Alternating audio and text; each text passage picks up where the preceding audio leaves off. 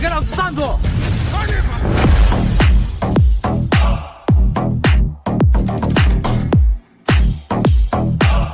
这次钱够了，把嘴巴给放干净点。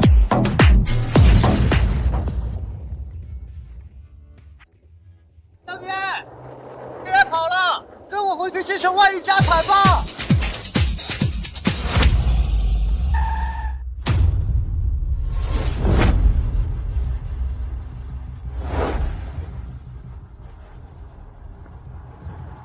周航，你居然敢拦我！你信不信我让我爸把你分配到日本喝核污水？别，大小姐，属下已经为您的老公赵景成和季氏签下了价值10个亿的合同，祝他实现了财富自由。您以后也就不用因为害怕他自卑，就一直隐瞒自己是大夏国首富之女的身份了。做得好！我现在就要去告诉他我的真实身份。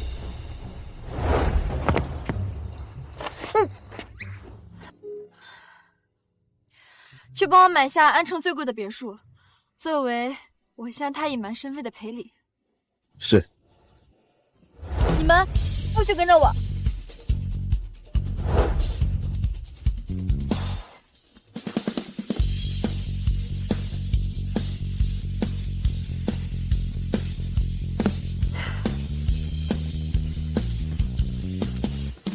今天是我们结婚3周年的纪念日。景成把我约到民政局来怀念庆祝，真是有心了。也不枉我这3年里暗中助他拥有亿万家产。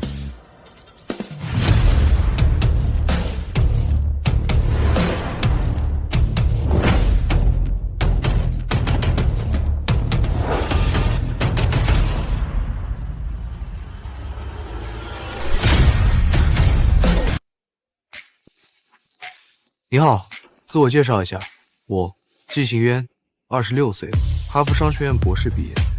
这是我的车，我现在是季氏集团的执行总裁，年收入20亿。厉害厉害！该你自我介绍。哦，我叫楚青瓷，今年25岁，学历没有。这是我的坐骑。工作嘛。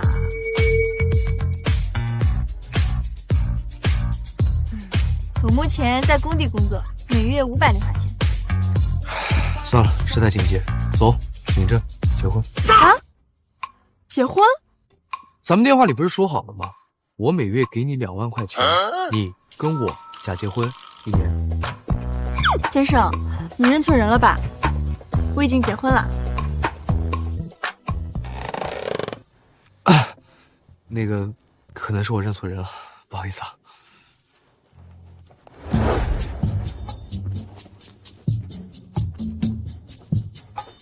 我要你给我找的契约结婚对象呢，怎么还没到？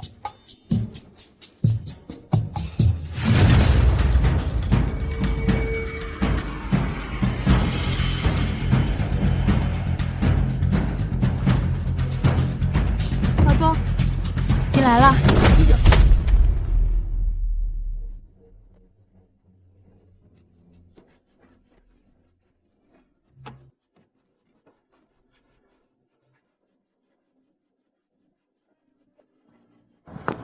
老公，他是谁啊？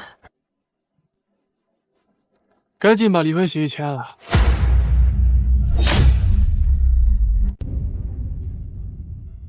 什么意思？你要跟我离婚？没错，楚青瓷，3年了，我真的受够了。做我赵景成的女人，你真的不配。这是季氏价值10亿的合约。过2天，景成就要去参加季氏的晚宴，签约了。晚宴上，他需要带一个女伴，你觉得带你去合适吗？老公，这个合作其实是……闭嘴！从现在开始，不准喊我老公，喊我赵总。好，赵总，你错了。其实我是大夏首富之女。我是怕你自卑，所以才隐瞒的身份。还有你的工作，之所以突飞猛进，也是因为有我在暗中相助。还有季氏的合作也是如此。笑死人了！你就是一个工地搬砖的，还大夏首富之女。还有啊，锦城的合约是我促成的，关你屁事。你促成的，你也配？还不配你配？你看看你身上穿的这模样，有哪一点能跟倩倩比的？至少我不会做破坏别人婚姻的小三。楚青瓷，你少污蔑倩倩。倩倩是高贵的玫瑰，而你只是路边的狗尾巴草。我是狗尾巴草，要不是我隐瞒身份跟你结婚，他连和我见一面的资格都没有，他也配和我相提并论。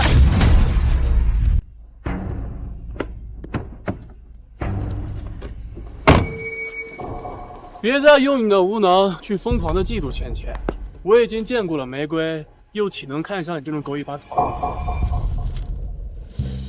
倩倩，过几日的慈善晚宴上，我缺一个女伴，不知你可否赏脸的？当然，这里面是100万，就当做是给你的补偿。我们不是一个世界的人，识相的就赶紧把合同签了。还不赶紧拿着！这100万啊，是你这一辈子都赚不到的巨款。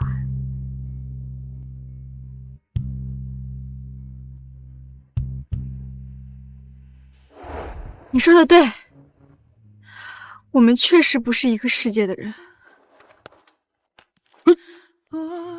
赵锦城，我楚青瓷离了你不是没人要。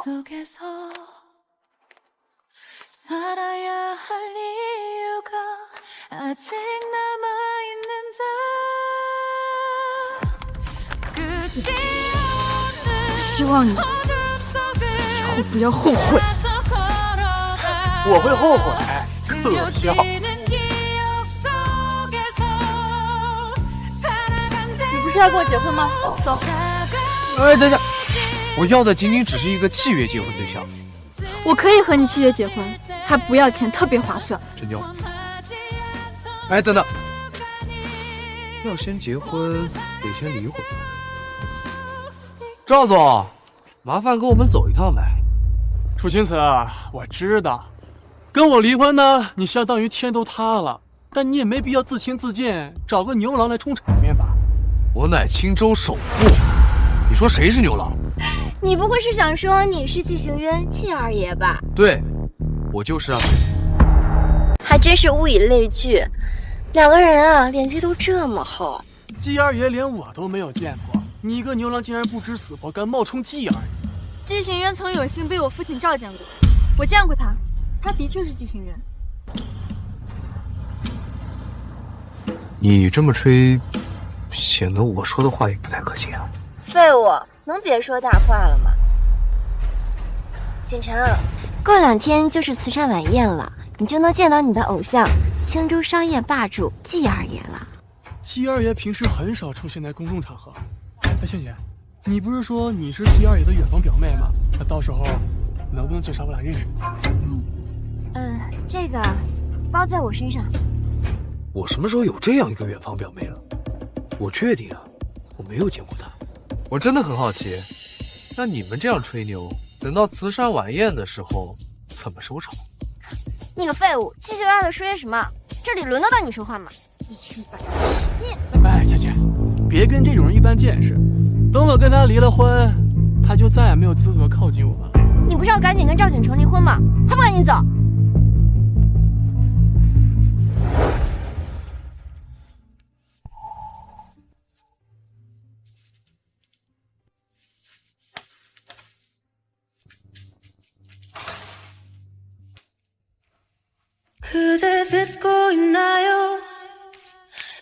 恭喜二位。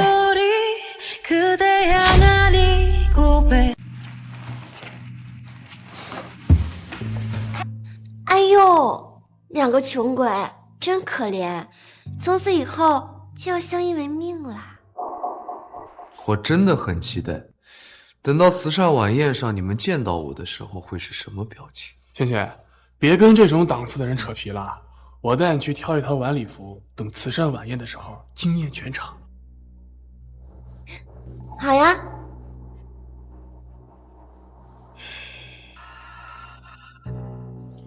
这些钱你拿着，以后好好当个普通人吧。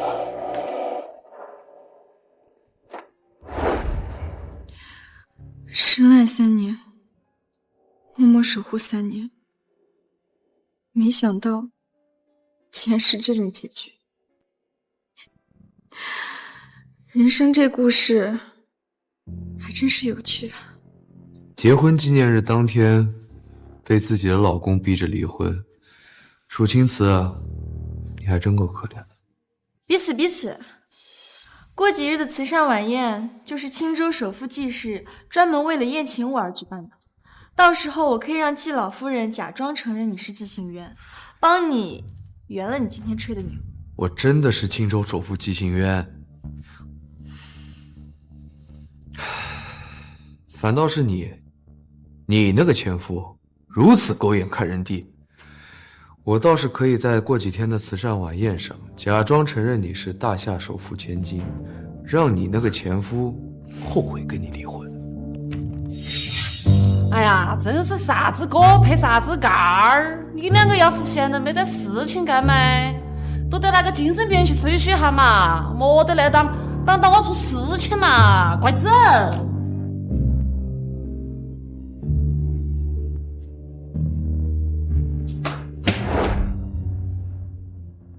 你去哪儿？我送你吧。不用，我有车。大小姐驾到，通通闪开！这个语音系统是企鹅的设计师为了讨好我爸专门给我设置的。你是说，大夏最大的互联网公司企鹅为了讨好你爸？大小姐驾到，通通闪开！行吧，反正你有你前夫给你的精神损失费，应该也不至于留宿街头。我先走了。对了，慈善晚宴见。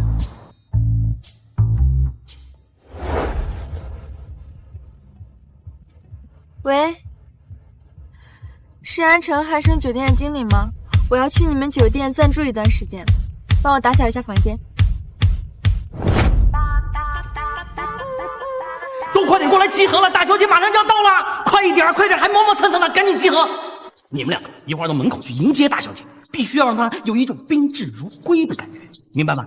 明白。你们两个一会儿把我们酒店的走廊还有电梯打扫得干干净净，必须一点灰尘都没有。Understand？ 你们两个呀，就去把我们一直为大小姐准备的888号总统套房打扫干净。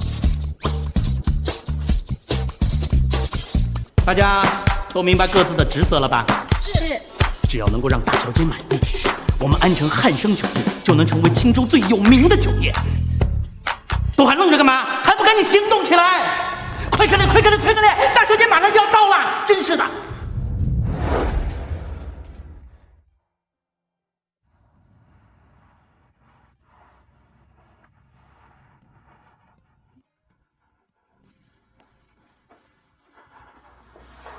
喂，那个骑电动车的，走开走开，别耽误我们迎接大小姐。我就是大小姐啊。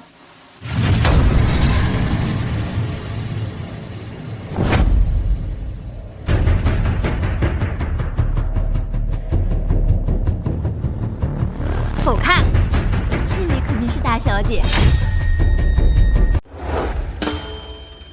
哇，她那个包可是爱马仕限量发售的鳄鱼皮铂金包，这价值上百万美元。她身上那条裙子是 Prada 的，我在电视上看到国内某个一线女明星穿过。怎么又是你？汉生酒店这种地方，不是你这种人该来的。赵锦成虽然给了你100万，也只够你在这里住半个月的吧？我劝你啊，还是省着点花吧。你没事吧？欢迎大夏首富千金到汉生酒店入住。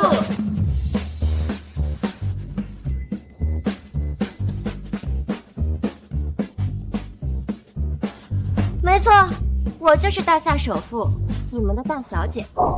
你们认错人了吧？我才是首富千金。你一个骑破小电动车的，9块9全身包邮的，还敢说自己是首富千金？我们大小姐这个包啊，把你卖了都买不起上面的一个锁扣。这不就是爱马仕包吗？有什么了不起的？这个牌子的首席设计师每年都会给我送一柜子的新款包，我嫌这个包不结实就没背过。又来？你是申请过吹牛大王吉尼斯世界纪录吗？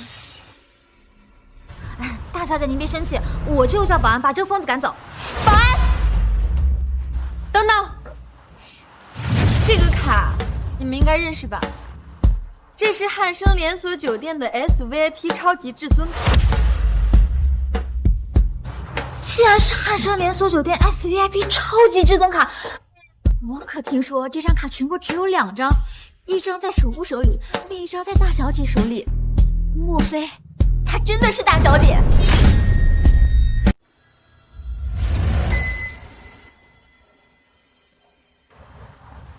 可我记得888号总统套房的卡明明是金色的，他这张怎么是黑色？不可能，你瞅他那样，首富千金出门，怎么可能骑电动车？他绝对不是大小姐，他拿的卡吓唬人的。这张黑卡能刷开全国所有的汉生酒店，安城汉生当然也不例外。我1分钟上下千万呢，你们2个磨蹭什么？赶紧把这个疯女人拖出去，别浪费我宝贵的时间。保安，等等，想要知道谁是真正的首富千金，不是很简单吗？看看谁能打开总统套房不就好了？我听说大小姐喜欢微服私访，保险起见，咱们还是试试吧。啊！放开他！我哪里有什么总统套房的房卡呀？必须尽快赶走他！你们2个磨蹭什么呢？信不信我把你们辞退了？大小姐，这个人一直纠缠不清，不如我们就按他说的做，让他彻底死心。不行，孙倩倩，刷个房卡又不费事儿。哦，你该不会是没有总统套房的房卡，心虚了吧？我怎么可能心虚？不就是总统套房房卡吗？我有。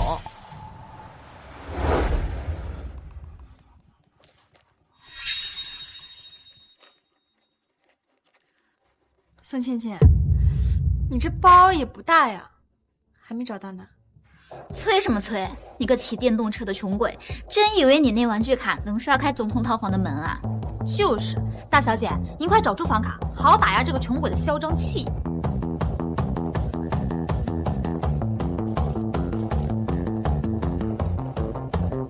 这都5分钟了，这包都够你找10遍了吧？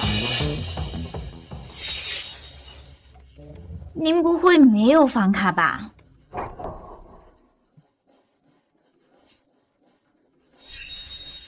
没有房卡就让开，我来开。慢点。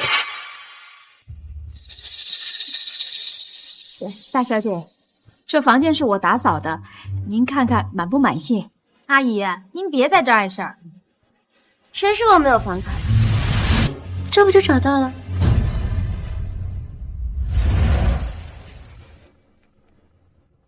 妈，你不是说要打扫888号总统套房吗？赶紧把房卡给我送来。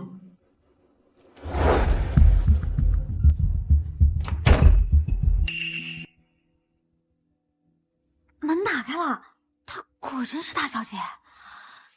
穷鬼，你还有什么好说的？来都来了，不如大小姐让我进去开开眼。保安，还不赶快把这个穷鬼赶出去，少让他碍了我们大小姐的眼。慢着，既然这样，那我今天就亲眼让你见见我们2个人之间的差距。毕竟啊，我的世界不是你能够想象的。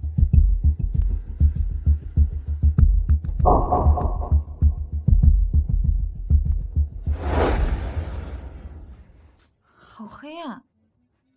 大小姐，您快把房卡插进取电开关吧。别吵了，我正在找呢。你们酒店开关是怎么设计的？都不在门口。你们确定这个房间的灯是取电开关控制的吗？你不会是没住过酒店吧？这全国上下酒店不都是取电开关控制的吗？他懂什么？他就是一个500块钱零花钱都没有的家庭主妇，她住我什么酒店？哼 ，Siri， 打开房间所有电源。欢迎大小姐入住安城汉生酒店8888号房间。大小姐，您不是经常住这个总统套房吗？怎么会不知道灯怎么开？大小姐，你该不会不知道汉生酒店的总统套房是语音控制的吧？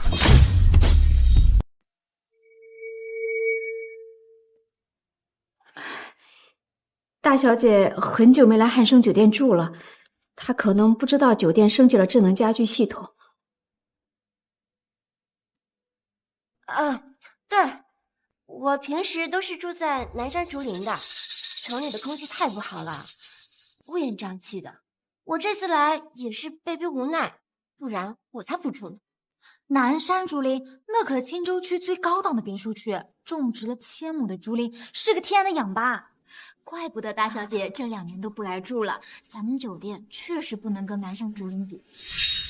你这个穷鬼，大小姐好心让你开眼，你误打误撞用语音系统开了灯，还敢出言讥讽大小姐。哎，算了，贫穷往往是一个人的眼界造成的，他心胸狭窄，我就不跟他一般见识。看来不让你绝望，你是不会承认自己是冒充的了。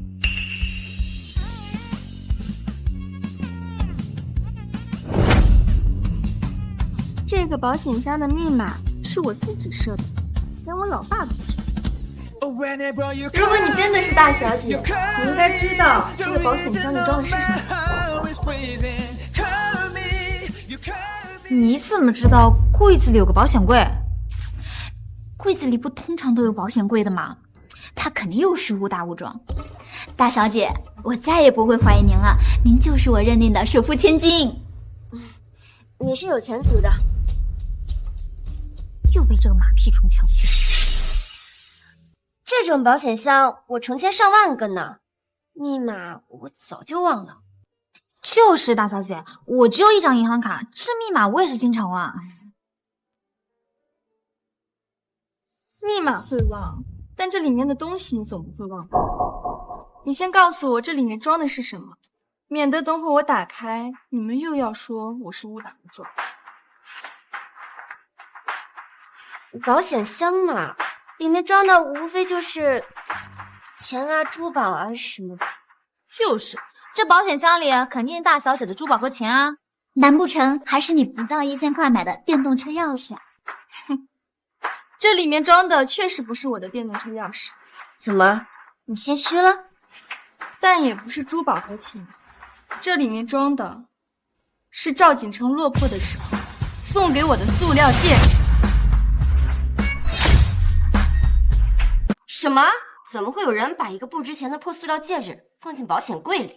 你懂不懂什么叫保险柜啊？这保险柜自然是放贵重的物品的，可能在这个穷鬼眼里，一个塑料戒指也很金贵吧。像你这种眼里就只有钱的人，当然不会理解这个戒指的珍贵。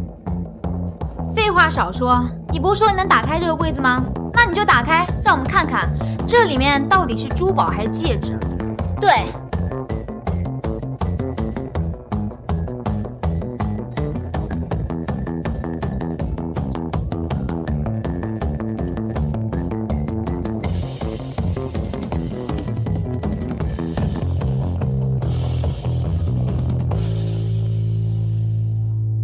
真的是塑料戒指。宋倩倩，你还有什么话说？她莫非真的是大小姐？我们不会是认错大小姐了吧？我们还骂大小姐是废物。倩倩，事情都到这个地步了，跟妈回家吧。是他，是他勾结楚行慈，给我下炮！倩倩，对，是他让我把戒指放到保险箱的，我认罪。好啊你为了冒充大小姐身份住进总统套房，竟然干如此可耻之事！我要报警，把你这个骗子送进监狱。不用麻烦警察，我已经给庞磊发了消息了，他马上就过来。庞经理可是安城首富，你竟然打电话命令他，你算个什么东西？大小姐说的对，你一个下等人，怎么可能一个电话叫来庞经理啊？不用理他，看他那样子，八成是给1086打电话呢。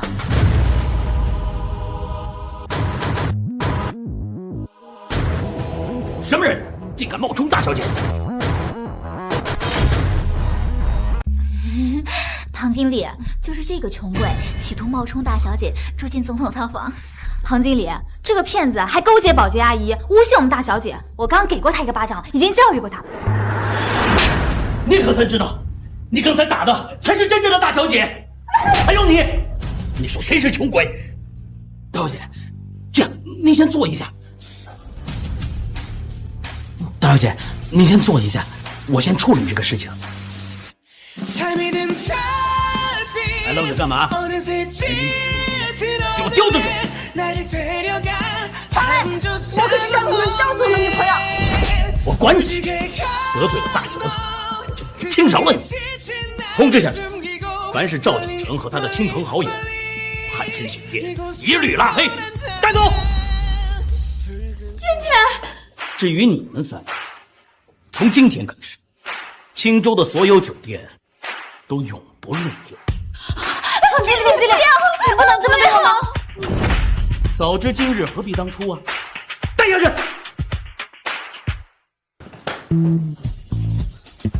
大小姐，让您受惊了。放开我！放开我！放开我！倩倩，你没事吧？景成，楚青子好像是大夏首富千金，他打开了汉生酒店总统套房的保险箱。里面有我送他的塑料戒指，对吧？你怎么知道？那个总统套房，大小姐根本就不会来住。楚青子跟我说过，庞磊是他的远房表舅，给了他张房卡，经常让他来住。原来如此，怪不得庞磊这么护着他，还不分青红皂白的打了我一巴掌。我现在的实力还不能跟姓庞的相比，等到慈善晚宴上，我跟季氏签下10亿合同，我就会成为安城首富。到那时候，我带你去找姓庞，给你出了这口恶气。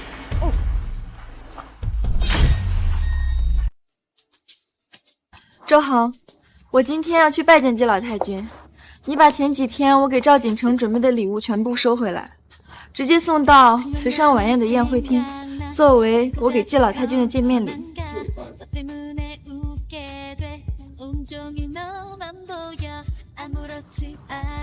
喂，纯宁子，我现在稍微有点堵车，你稍微等我一下，我马上去接你参加慈善晚宴。我有车，不用你送了。你没有邀请函，你没有我带着进去会被人拦住的。你不用担心自己没有邀请函会被人拦下，你直接去宴会厅，跟他们说你是首富千金的男伴，会有人带你进去的啊。这慈善晚宴就是我家办的，我担心什么邀请函？我担心的是你没有邀请函会被人拦住。我怎么不好好听人说话呀？喂，喂，他这个季二爷的假身份还真是屹立不倒。他这个虚假富豪千金人设维持的也太久了吧？来，大小姐，哎，等等我。大小姐，你去参加这个季氏的慈善晚宴，可不可以带我一块儿去？你好歹也是安城的首富，你没有收到宴会的邀请函吗？没有了。我虽然是安城的首富，但在整个青州呀，我根本就排不上号。如果你能带我去参加慈善晚宴，哎，兴许我能认识季二爷，那么我就可以更进一步了。那好，你先在这儿等我一下。好。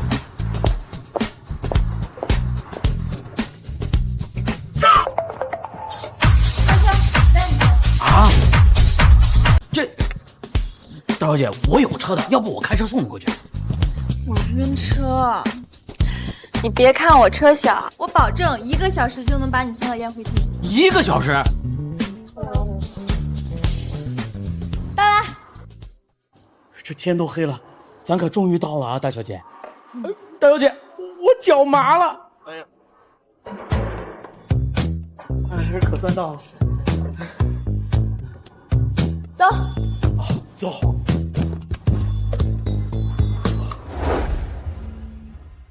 您好，请出示你们的邀请函。我没有邀请函。没有邀请函，就滚一边去！也不看看自己是什么身份，也敢来这儿装逼？你们可曾知道我是谁？安城酣生酒店的庞经理正式在下。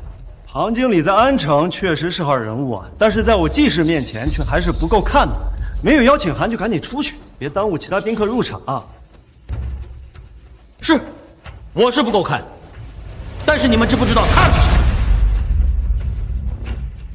他是谁？不就一骑电瓶车的穷鬼啊？难不成是什么大号人物？放肆！在你们面前的是大夏首富之女。首富之女？你怎么不说他爸是楚化腾呢？我爸的名讳也是你能直呼的。叫你们季氏的管家张连海出来见我。他竟然认识海爷。他认识海爷，想必也没少在外面打听吧？少废话，叫张连海出来。行了，海爷的名字也是你能乱喊的。识相的赶紧滚！赵总，您来了。呀，这不是大夏千金跟安城首富吗？怎么被拦在门外，没进去啊？当然是发现在这儿吹牛不好使了。这是我的邀请函，需要看一下吗？赵总，咱海爷可是特别交代过的，您是咱贵客，一定好好招待您。就算您没有邀请函也能进去。庞磊，我可还记得你上次送我的一巴掌。你上回冒充大小姐，我没有报警抓你，已经算得上是。敢在我赵启成面前指我的女人，立刻给倩倩道歉。大小姐，这个赵景成已经离婚了，以后处事再也不会资助他。你该怎么样就怎么样。没了大小姐的支持，你赵景成在我眼里不过就是一个毛头小子。要道歉，你算老几？老婆，对他好。哎，赵总，别生气，这就把他们赶走。你们两个赶紧从红毯下面滚出去，否则别怪我不客气。你们要对谁不客气？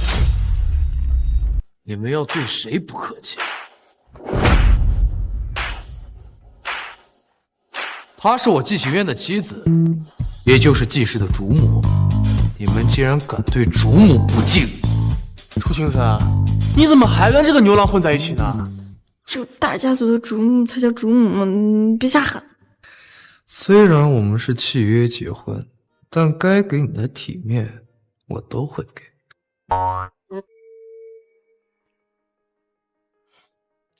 你这一套穿的是 GUCCI 的衣服吧？楚青瓷，你不会为了包养这么一个牛郎，把景城给你的100万都花完了吧？哼，你想什么呢？他戴着这个手表就500万不止。他不会真是季二爷吧？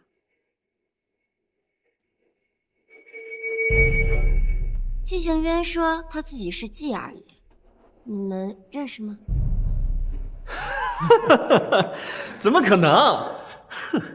他要是季二爷，那我就是玉皇大帝。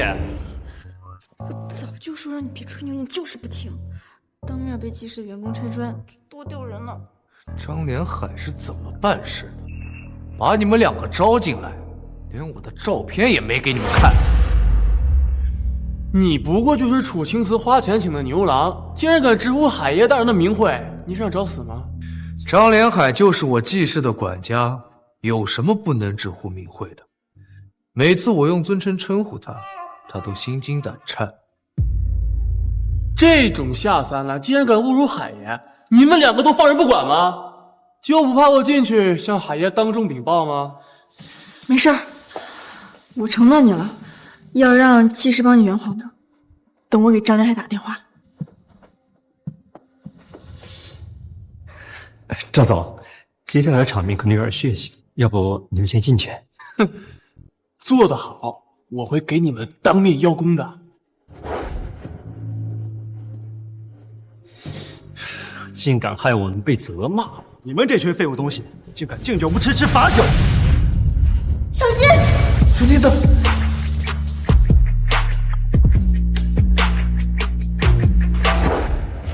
住手！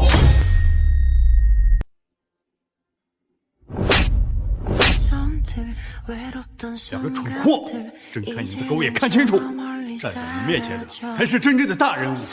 大爷，这女的就是个欺天迷失的穷鬼，这个小白脸不过就是这个穷鬼包养的牛郎而已。说是牛郎，这是我们的二爷。二爷，是我没有调教好下属，冒犯了。你真的是济世掌权人季二爷？季二爷，我见着活到的季二爷了。我保证，我跟你说的每句话都是真的。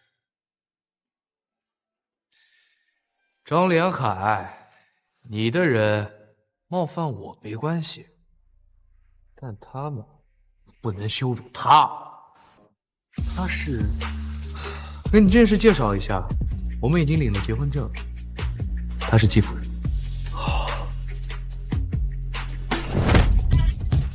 还不赶紧向二爷和夫人磕头，给你扇巴掌道歉！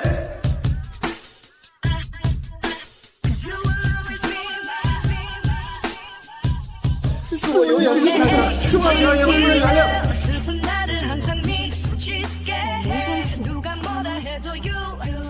听到没有，季夫人，原谅你们了，走吧。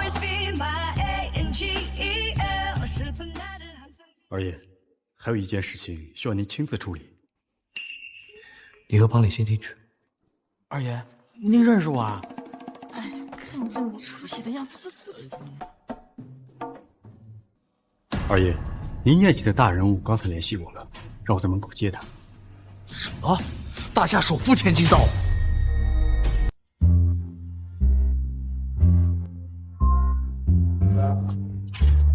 小姐，这季氏不愧是咱们云州顶级的大家族呀！你看他们办个宴会，都搞得那么气派。还行吧。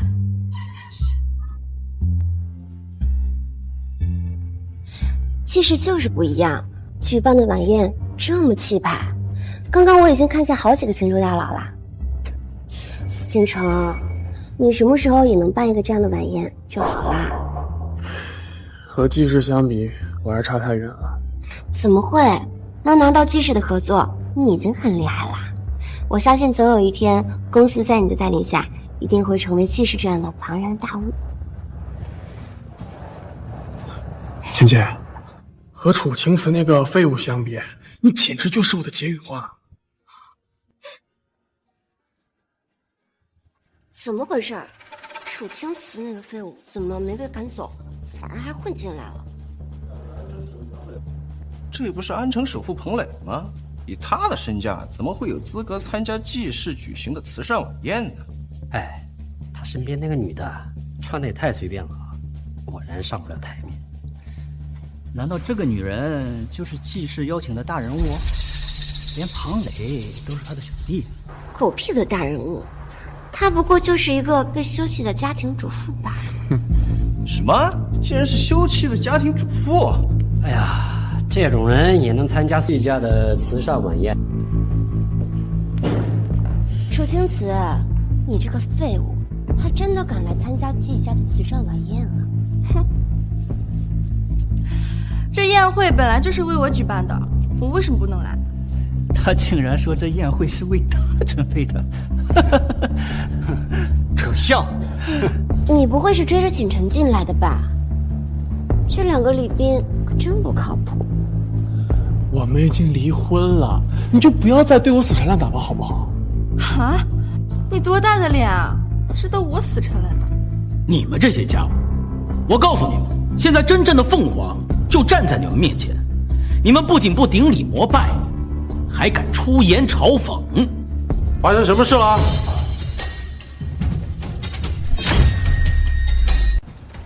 发生什么事了？爸，替我教训这个女人。谁敢惹我宝贝女儿生气，我绝饶不了他。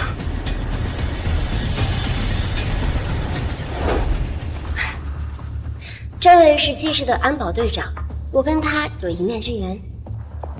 倩倩，你人脉真的太广了，我一定努力争取早日配上你。你们在吵吵什么呢？季二爷已经到了，你们要惊到季二爷怎么办？这2个人没有邀请函，偷偷混进来的，我怀疑他们图谋不轨。啊！二位，请出示慈善晚宴的邀请函。我没有邀请函。竟然真的没有邀请函，好大的狗胆！知道没有邀请函混进这里是什么下场吗？哎呀，这记事的安保是不错的呀，居然让没有邀请函的人混进来。给我带下去，好好收拾。别急呀，我虽然没有邀请函，但是我确实是被邀请过来的。季老太君和季二爷都有邀请过我。你可真搞笑，季老太君跟季二爷是何等的大人物，被邀请你是对的。楚青子，我知道离婚对你的影响很大，但你也不能在这儿发疯呀。想走啊，没那么容易了。带下去！住手！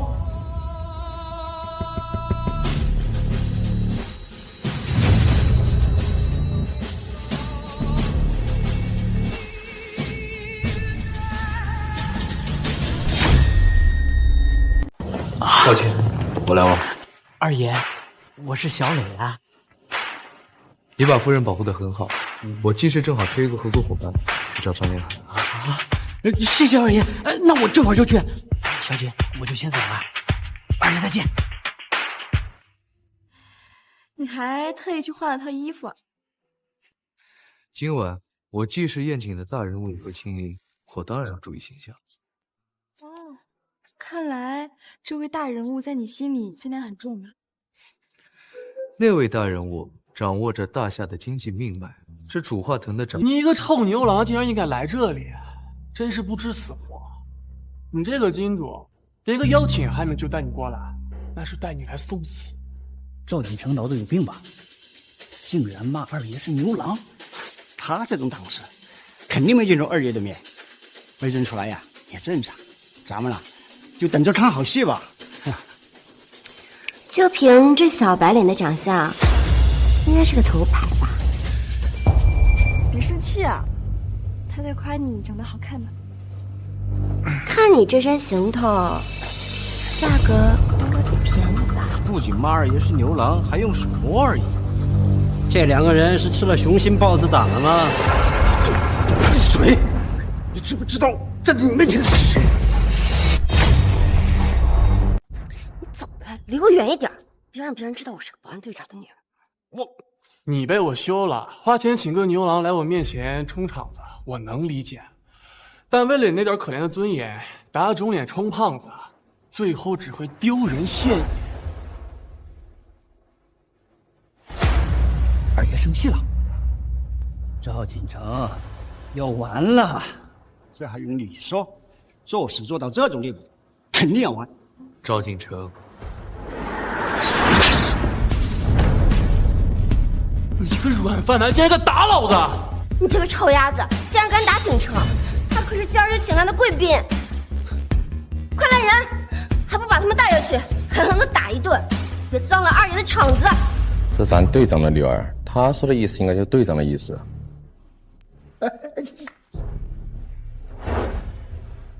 哎，这几个保安怎么回事？竟敢抓季二爷！怎么样？我说了吧，我们就不是一个世界的人。确定要抓我不？蠢货，蠢货！你知道站在面前是？不要能帮我！这一巴掌我自己还回去！你敢！你敢！啊！哎呀，嘿嘿嘿，舒服啦！蠢货！蠢货！蠢货！蠢货！蠢货！队长，你干什么啊？你在干什么？没事吧？对不起，没有保护好你。不怪你，怪我自己，识人不清，是我给赵锦成的邀请函。才让他有资格站在这里羞辱我。这个贱人，花钱雇个鸭子来闹事，你打我干嘛打他呀？你闭嘴！你们两个蠢货闯大祸了！什么大祸？不就是个臭鸭子吗？你还说？跪下道歉！我才不要给他道歉！他就是个破鸭子，我为什么要给他道歉？找死啊你！二爷，是我无能，让您受辱了，请您责罚。谁责罚？这怎么可能？他怎么可能是季二爷？这楚青瓷这个贱人，竟然是季二爷！完了完了，我们完了！他竟然是我的偶像季行渊，他为什么跟楚青瓷在一起？这不可能，这不可能！这赵景成完蛋了，当众造谣二爷，真是不知道死字怎么写。是啊，赵景成啊，还想和季氏搭上线，好让赵家一步登天。嘿，居然把季二爷得罪，真是愚蠢至极，活该完蛋。二爷饶命！二爷饶命！是我瞎了狗眼，是我越位不识泰山，我有罪，我该死！二爷饶命！二爷饶命！楚青瓷是我季行渊的女人，不是你们能够欺负的。二爷，楚青瓷真的是您的妻子啊？当然，这么好的女人，可惜你不珍惜啊。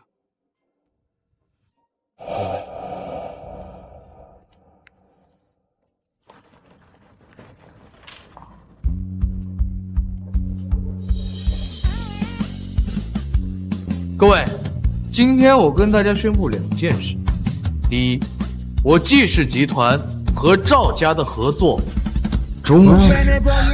经常怎么办？季二爷终止跟我们的合作。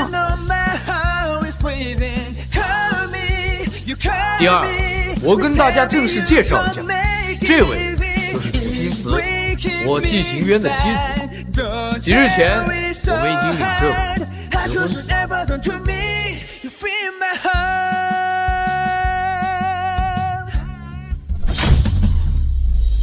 不可能！楚青瓷这个只会媳妇做饭的废物，怎么和我比？他没有背景，没有权势，没钱没权，季二爷怎么会喜欢这样的女人做妻子？这到底是怎么回事啊？被我视为雷柱的楚青瓷，竟然被季行渊看中，那可是季行渊呀，连我都要仰望的季行渊，竟然要娶楚青瓷为妻，完了，这下全完了。二爷肯定不会放过我们的。你怎么不早点阻止我？这下完了，我可把二爷得罪死了。我阻止了的呀。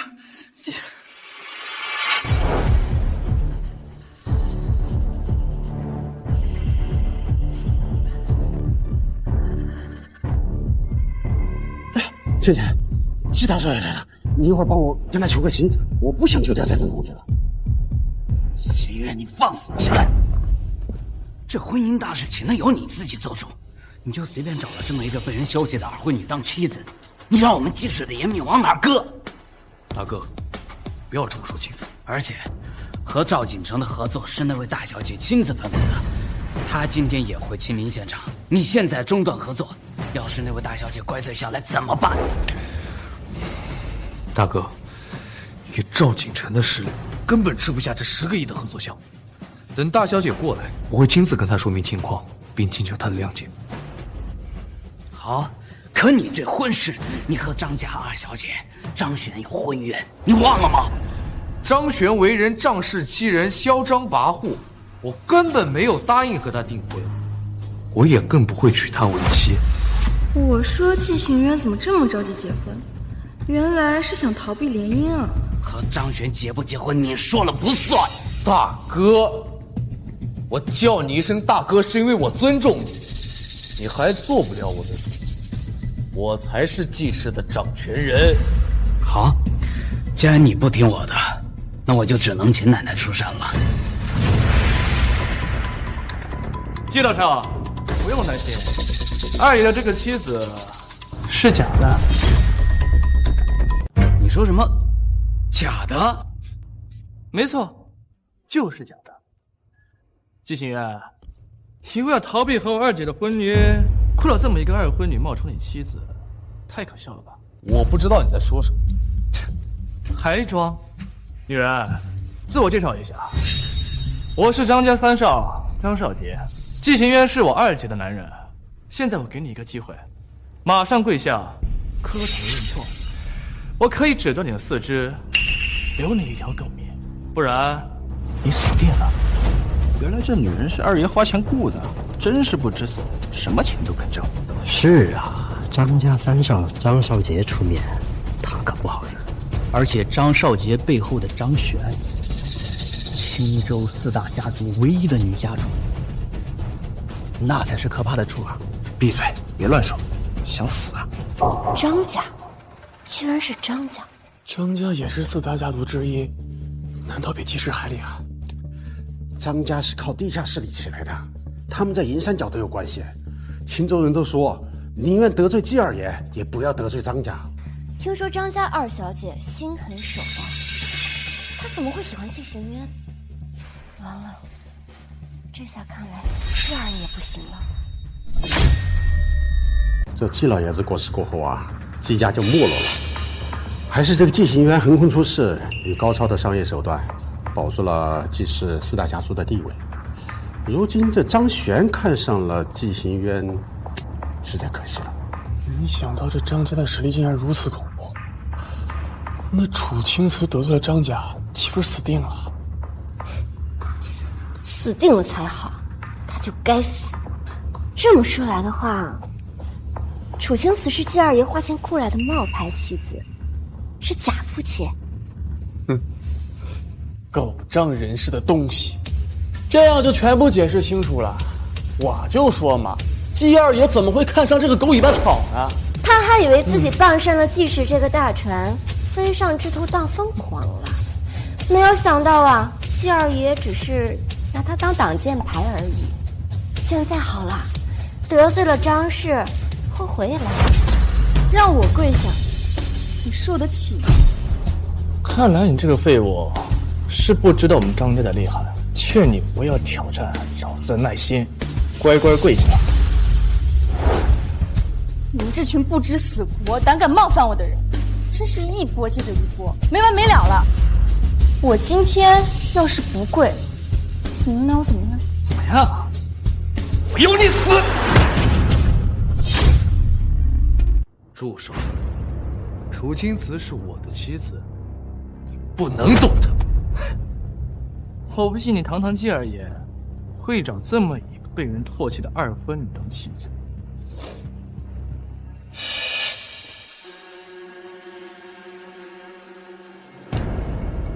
宋姐姐，你怎么在这儿啊？宋姐姐，你干什么？大少，我想你了。你老实待着，我有时间我自然会去找你。要不是知道你在外面有7、8个女人，我何必去勾引赵景成？张大少，你光让他给你跪下可不行，你得让他给你跪下舔鞋。我记得你不是赵锦成的女伴吗？张大少，我只是答应赵景成陪他来参加晚宴的，我其实跟他没有什么关系。如果他得罪您，您责怪他就好了，千万不要牵连于我呀。你倒是有些识时务。宋姐姐，你个这个贱人！真是狗咬狗，一嘴毛啊！骂我是个。季大少，你们季家不会真的打算为了这个废物和我们张家决裂吧？张三少，你言重了。我们季张两家是重要的合作伙伴，又要结为情定之好，怎么可能因为一个外人产生界限呢？对吧？贱人，听到了吗？季行渊在你们普通人心中也许是青州的王，但在大家族之间，不过是联姻的工具而已。你不会真以为攀上了季行渊就可以一步登天？做梦！我就是天，我又何须登天？笑死人了！一支79的眉笔都买不起的穷鬼。敢在我面前说自己是天，给你3秒钟时间，马上跪下！你老实待着，别抢出头。今天我就站在这里，我看谁敢在我面前让他跪下。季行渊，你季荣轩，你想让我和张璇结婚？不可能！要结，你跟他结。季二爷，你不要敬酒不吃吃罚酒，敬酒不吃吃罚酒的人是你吧？张少杰，他怕你们张家，我可不怕。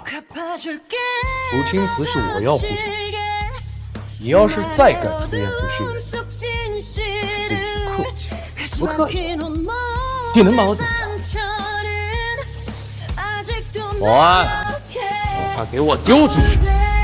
我看谁敢！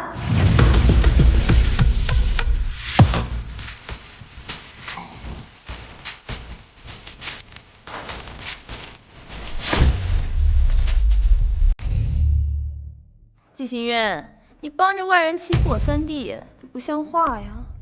张家家主张璇，他真的来了，这下楚青瓷可在劫难逃了。二姐，你终于来了！季行渊竟然要把我从这里赶出去！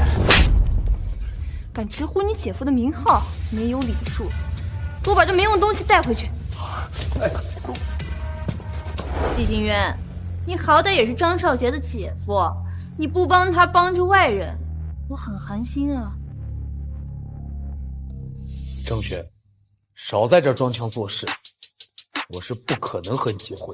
你是我张璇看上的男人，你跟我结婚是板上钉钉的事儿，你反抗不了。我已经结婚了。结婚？季行渊，你是把大家都当傻子？傻妞，我知道你和季行渊结婚是为了钱，他给你多少钱让你演戏？我出10倍，不管是100万还是1000万，只要你现在立马跟他离婚，我就赏给你。你还挺大方的。我张璇最不缺的就是钱，识相的话赶紧给我张家跪下磕头认错，我要让这季行渊看看他找的女人有多废物，我还能额外赏你1000万。几千万，对于普通家庭主妇来说，几辈子都挣不着。既能避免得罪张家，又能得到几千万，要是我也选钱。看来季二爷假装结婚，想要拒绝张璇的计划落空了。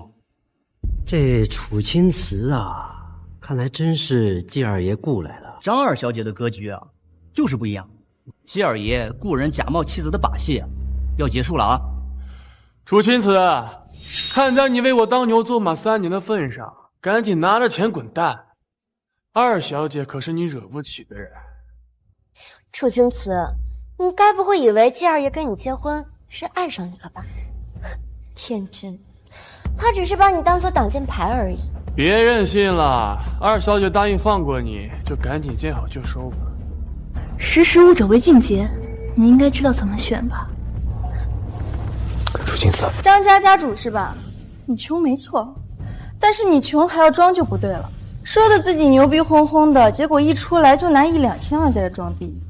我这个人没什么钱，但是几千上万亿，我还是能随随便便拿得出来。整个大夏国都没人敢用钱来砸我。还有，我和我老公非常恩爱，不贿赂。你呢，就请你麻烦滚得远远的，别在这里碍眼。他竟然能抵挡张璇的金钱诱惑，还不怕危险，这楚青瓷难道真的来历不凡？好，楚青瓷非常好，你一个下等人居然敢这么跟我说话，你别以为你是季行渊名义上的妻子，我就不敢动你，不知死活！张璇这回真生气了，楚青瓷彻底完了。这垃圾东西死了才好。张璇，楚青瓷已经是我的妻子，我不允许你伤害她。我就是要伤害她，你能拿我怎么样？奶奶，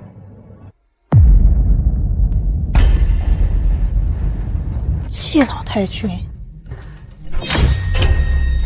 二小姐，老太君，老太君，老太君好。来，2斤鳝子和一个2荤。二小姐，想必有所耳闻，今日有大人物要来吃饭晚宴，若惊动了那位，恐怕就不好了。二小姐，还请你看在老身的面子上，不要在晚宴上闹事。好，老太君，我看在你的面子上，我不动手，但是我要让大家心服口服。他不是说他很有钱吗？我今天就让他看看什么叫有钱，让他见识到下等人和顶级富豪之间有多大的差距。李兰，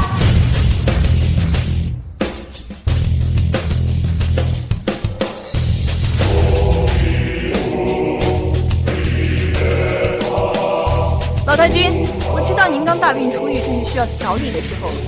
这是来自长白山的300年人参，有延年寿益之功效。价值666万，特此献上，祝您福如东海，寿比南山。价值600万的人参，主要是难得呀。这人参超过100年都是有价无市的，何况这人参竟有300年。二小姐有心呐。季老太君，我还知道您喜好诵经念佛。特送王琦大师用碧玉翡翠打造的一尊观音像，此观音像取材于顶尖的冰种碧玉翡翠，虽然和顶级帝王绿相比有所差距，但也是世间罕见，价值1888万，竟然出自王琦大师之手。1800万只是保守价，这实际价值啊，只高不低呀。难得二小姐还记住老身这喜好，实属难得呀。季老太君，您是季行渊的奶奶，那便是我的奶奶，这是应该的。送的礼物不怎么样，拍起马屁来倒是一套套的。楚青瓷，你如此不屑一顾，莫非能拿出比这些更好的礼物？10分钟，再等10分钟，你就会明白你我之间的差距。再装下去怎么收场啊？差距？你确实应该清楚我们之间的差距。季老太君，这是我张家送你的第3件礼物，位于南山竹林的别墅一栋。众所周知，青州最好的别墅莫过于南山竹林，而其中最好的别墅，更是在南山山顶。我张家送的这栋别墅，正是位于南山竹林的别墅绿玉亭，价值1亿8千万。这也是我张家想和季氏联姻的一点心意。季老太君，您今天如果能答应我和季行渊的婚事，这栋别墅便是您季家的了。上。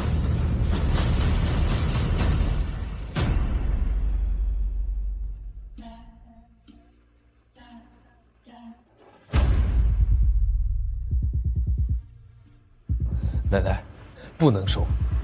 我和楚青寺已经结婚了，不可能再娶郑璇。你们张家和季氏联姻的决心也不怎么强嘛，就送这么一套垃圾别墅来搪塞季老太君。二小姐送的这栋别墅几乎价值2个亿，肯定位于南山山顶。楚青瓷，恐怕你连南山山脚下别墅的一块砖都来不及吧？你有什么资格做这个角色？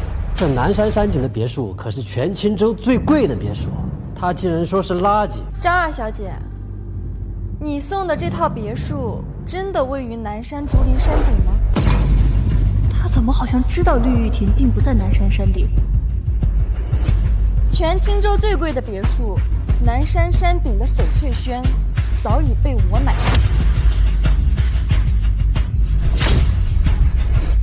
每天骑着电动车朝9晚5上下班的打工人，竟然敢吹嘘说自己买了翡翠轩。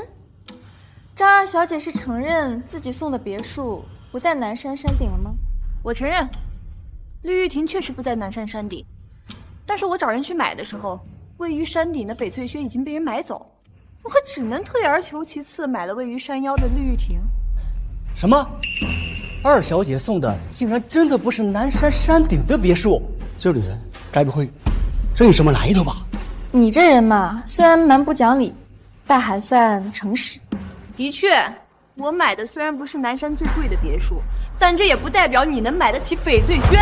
二小姐说的对，翡翠轩的价值比绿玉亭贵2倍。全青州谁会用4、5亿买一栋别墅啊？楚青瓷，你就别吹了，一会儿我都没法帮你收场。翡翠轩的房产证已经在路上了。楚青瓷，你一个在工地搬砖的泥腿子，借着二爷的关系混进了不属于你的世界，不仅不夹着尾巴做人，反而大言不惭，说翡翠轩是你买的。5分钟后，你们就会知道我是不是在吹嘘。楚青瓷，你看看二小姐送的礼物吧，这些差距啊，可不是靠你吹嘘就能抹平的。楚青瓷，你听见了吗？就你这种靠攀龙附凤混进来的下等人，你拿什么跟我比？张小姐说的对，我跟你确实比不了。好，算你有自知之明，那现在就滚吧。楚青瓷，季行渊，这个女人本就和你不是一个世界的人，既然她已经自惭形秽，你就不要多说了。奶奶，季老太监，您误会了，我说我比不了张二小姐，意思是我没她的脸皮那么厚，竟然送这种垃圾东西过来。什么？楚青瓷，你说什么？你竟然说我送的礼物是垃圾？难道我说错了吗？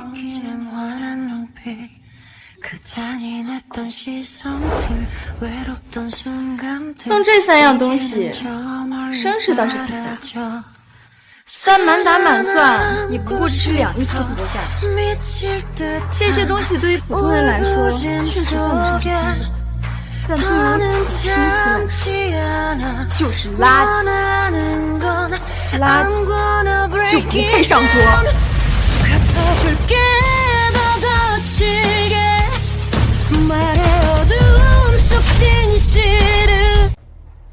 楚青瓷，你放手！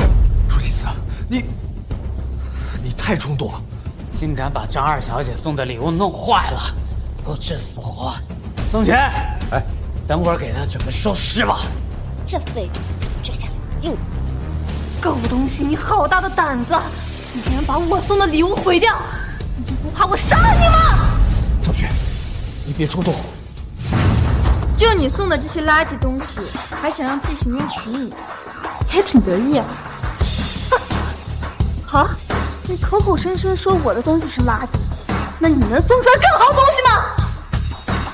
周恒应该到了，我当然能拿得出比你更好的礼物。二弟，你找的这个女人不仅地位低下，脸皮还挺厚啊！来人！赵轩，不就是1800万吗？他摔这个东西，我赔给你。季行渊，你放肆！你知道你这样做会彻底得罪张璇吗？奶奶，他是我带进来的，他闯了这么大的祸，我应该负责任。季行渊的确很有担当。季行渊，你拿什么赔？你知不知道这座玉观音不仅价值1880万，它还是王琦大师制作的绝品。不用他帮我，我自己赔。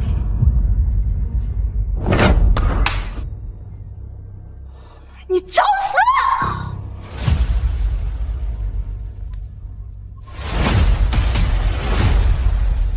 你干什么？不要！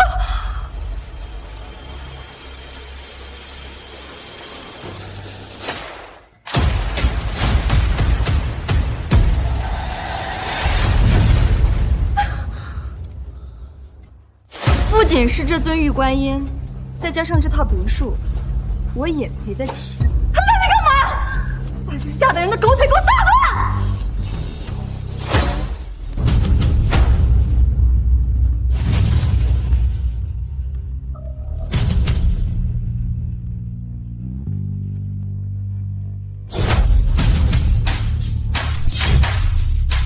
这不是北方联合商会的会长周恒吗？青州4大家族在他面前就仿佛蚂蚁对大象啊！千年野山参3根，千年野山参还3根。王岐大师雕刻的羊脂白玉如来佛祖1尊。什么？这是王岐大师最得意的作品，这比张二小姐送的至少贵5倍啊！南山竹林山顶别墅，翡翠轩一栋。还真是翡翠轩，难道真是这个女人送的吗？用全球最大蓝钻雕刻而成的希望之星项链1条。希望之星不是已经被法国皇室收藏了吗？怎么会出现在这里？宋代极品汝窑瓷花瓶1对，这才是绝品！不愧是周会长，连宋代汝窑瓷这种国宝级的文物都拿出来当礼送。哎，这些礼物啊，每一样至少都10亿吧，总价值超过50亿。这出手也太大方了吧！这哪是送礼啊，简直是要把鸡舍送上天呐！这难道真是那个楚青瓷送的吗？这也太夸张了吧！不是说楚青瓷是个骑电动车的穷鬼吗？他这样都算穷鬼，那我们算什么？这到底是怎么回事？楚青瓷怎么可以送这么贵重的礼物？芊芊，这楚青瓷到底是什么人来？天哪，楚青瓷不会真的是个大佬吧？我竟然跟这样的大佬抢男人，我真是不想活了。楚青瓷，你为什么拥有这么多财富啊？难道你原来一直在骗我？我从来就没有打算要骗你，我本来就是想要在今天告诉你我的真实身份的。这些礼物原本也都是为你准备的，只可惜你不信。什么？这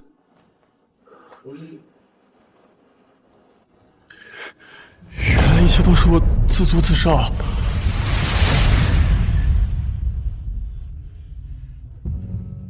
见老太君，这些礼物都是我家大小姐送给您的贺礼。哎呀，周会长客气啦。另外，我家董事长准备在大夏国为我家大小姐挑选夫婿。这张相亲宴的请帖是我家董事长特意嘱咐我送给继儿姐。相亲宴？什么鬼？抓住那个老东西，总是变着花样让我社死。不，我不信，我不信这个废物楚青瓷能拿得出来这么贵重的礼物。周会长，您这些礼物是送给季家的对吧？啊，跟他楚青瓷一点关系都没有，对不对？闭嘴！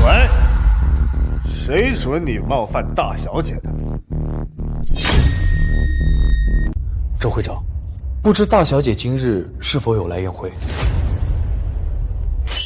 这种丢人的时候就别来和我相认了。大小姐这是不想暴露身份的意思吗？周会长，您是说楚化腾的千金要举办相亲宴？那我行了。真可直呼首富名讳，季承轩，你失礼了，还不退下？您放心，我一定要季行渊准时参加相亲宴。不过，这礼物实在太过于贵重，我们季家确实承受不起啊。姜还是老的辣呀，这所有东西加起来，都比不上他一个请帖珍贵。不就是一张相亲宴的请帖吗？有什么珍贵的啊？你懂什么？看周会长的态度，那季行渊被首富千金挑上的概率很大。等他当上了大夏首富的乘龙快婿，那还不是想要什么有什么？诸位，老太君，季家作为青州的4大家族，对青州的商业有着巨大的贡献，所以这些礼物无论贵重与否，都是我作为北方商会会长对季家的一点心意。周会长，你严重了。礼物既然已经送到了，那我就先告辞了。慢走。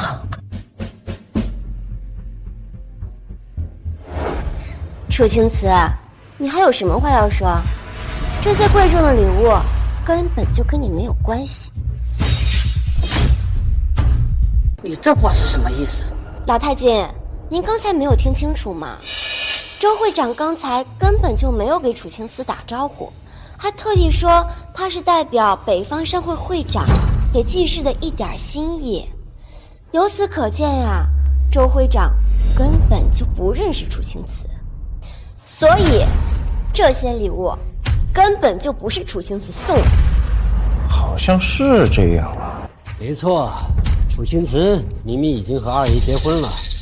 如果首富千金是楚青瓷的话，那周会长怎么还给季二爷带相亲宴请帖呢？张二小姐，楚青瓷这样的废物给赵景成洗衣做饭当保姆当了3年，他是一个什么样的人啊？你最清楚。他怎么可能认识周会长那样的大人？楚青瓷啊，我差点就被你骗了。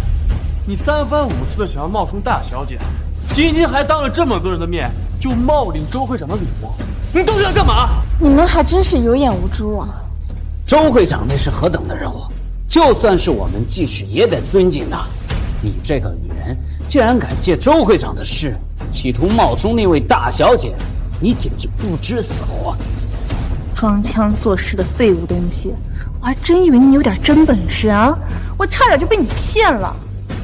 那个谁，还好你提醒哈，没让这个废物蒙混过关，干得好样的！谢二小姐夸奖。张璇，即使这些礼物不是我送的，也足以证明你送的礼物不怎么样。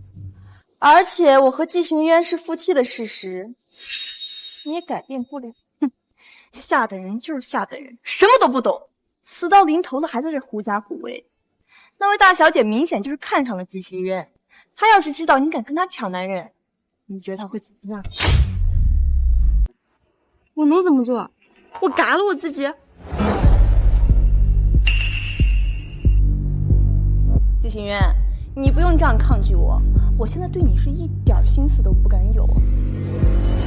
只是这个蠢货，他还觉得能攀附着你就能高枕无忧，可惜他不知道啊，那位大小姐只要轻轻动一根手指头，就能碾死我们青州4大家族。楚青瓷啊，我就看着你是怎么死的。我们走。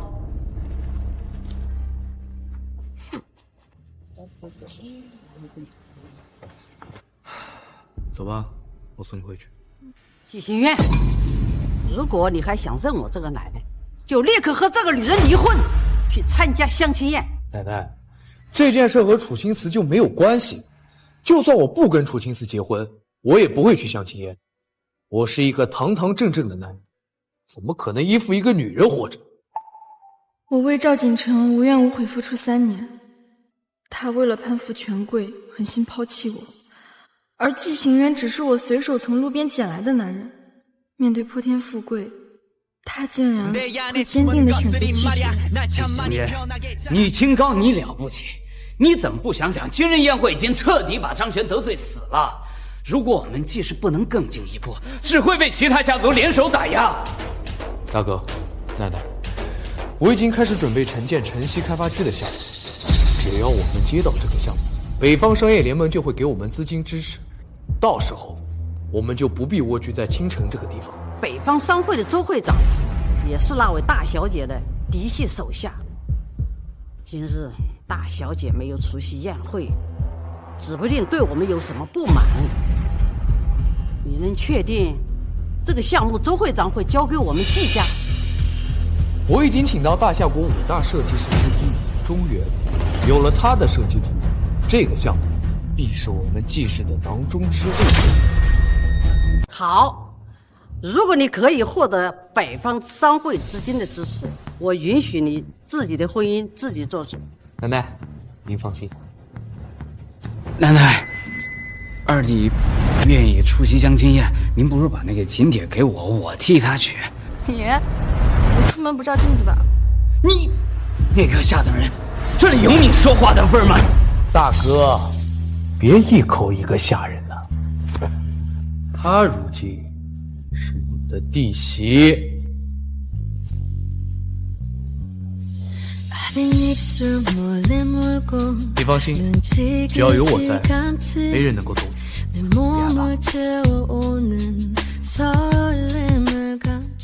你去又能怎样？那位大小姐不可能从一众天之骄子中选中你，而且这请帖中写的是邢渊的名字，收起你那不切合实际的小心思。你奶奶比你更能认清你自己的实力。行，我不管了啊！你们爱怎么样就怎么样。如果那位大小姐发怒了，周会长也没有办法保住我们。季老太君，您实在不必担忧，因为我就是那个大小姐，所以我不。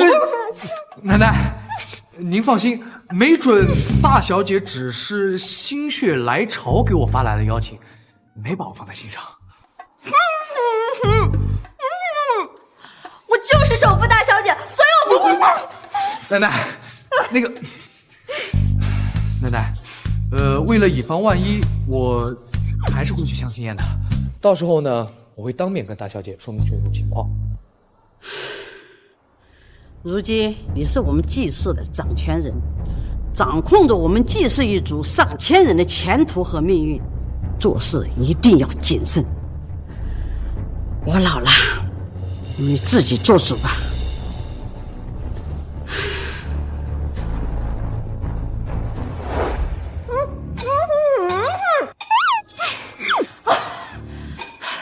你要闷死我啊！以后别在我奶奶面前胡说八道。走了。等到相亲宴那天，你就知道我是不是在胡说八道了。青州都台风，我们虽然已经将整体设计成螺旋状，但是600米的塔身要想经受住频繁造访的台风，还是要将塔身设计成钢柱格栅式结构。明白。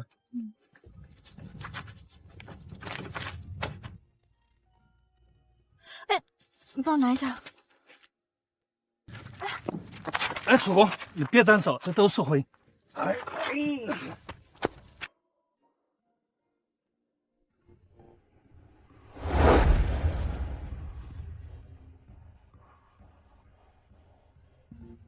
楚公，您是总工程师，您应该戴白帽子呀，怎么能戴普通工人的黄帽子呢？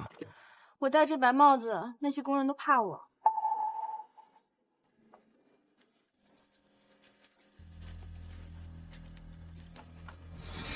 哎，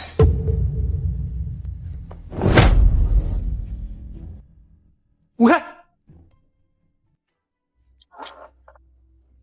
这些人什么来头啊？好大的威风！楚公，这位是给您招的助理，从来没来过工地，因为上头有人儿。今天是因为上面的领导来视察。原来是专靠溜须拍马上位的狗腿子。待会儿有大领导要过来视察，叫附近这些女子给我滚远点，别熏着大领导。去吧。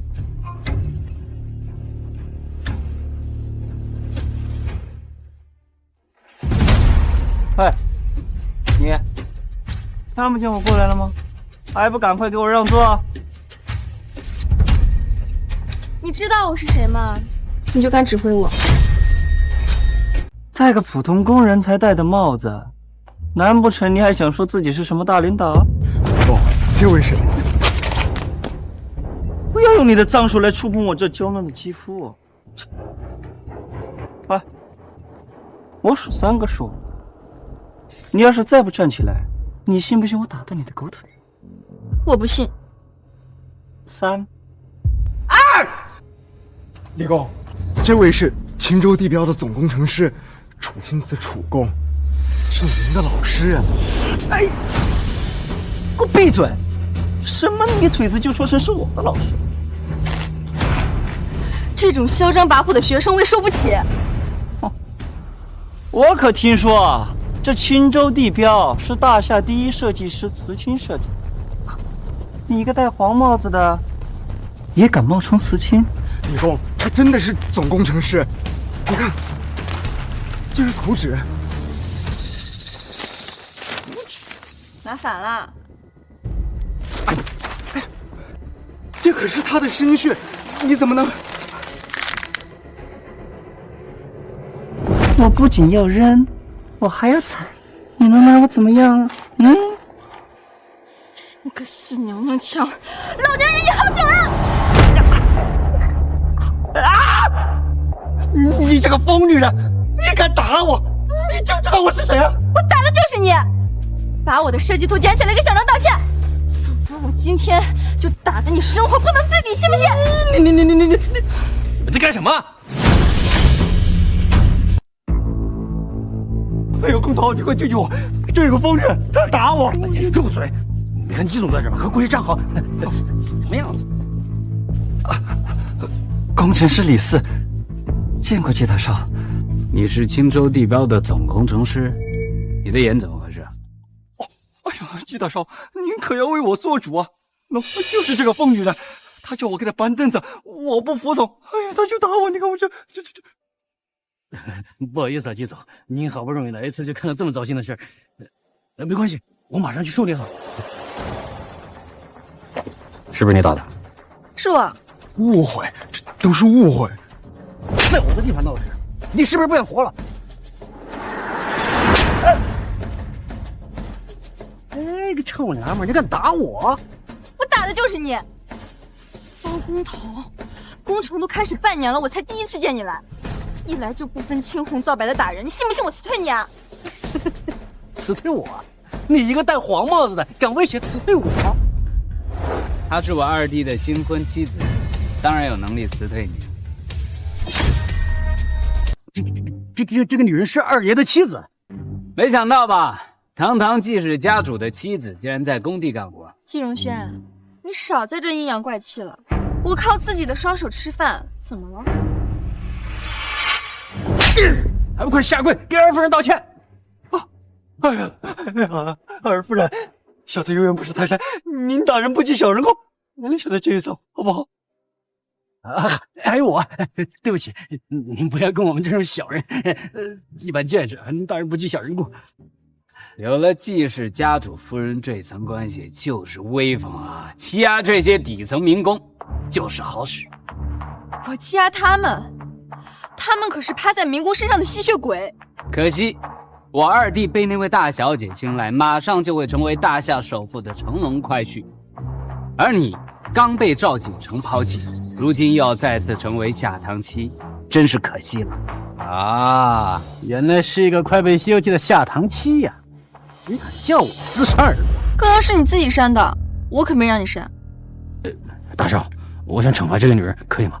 我刚才说了，她跟我们季氏没有1毛钱关系。好啊，你这个贱女人，你敢戏弄我，给你下跪！看我不抓好你这我！哎，你们不能这样，他是总工程师，你们不能这样。等等，你说他是这个项目的总工程师，慈青跟你是什么关系？哎，季少，你看他戴的帽子，黄色的帽子，普通工人就是个泥腿子。我们这的总工程师，理工啊，理工。他好像看得不太聪明。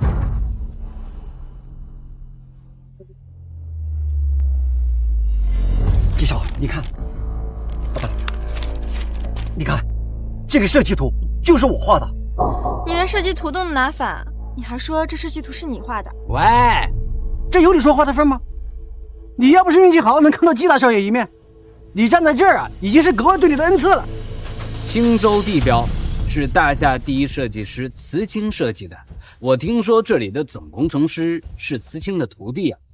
对，我就是这个项目的总工程师，慈青的徒弟。你是不是有他的联系方式？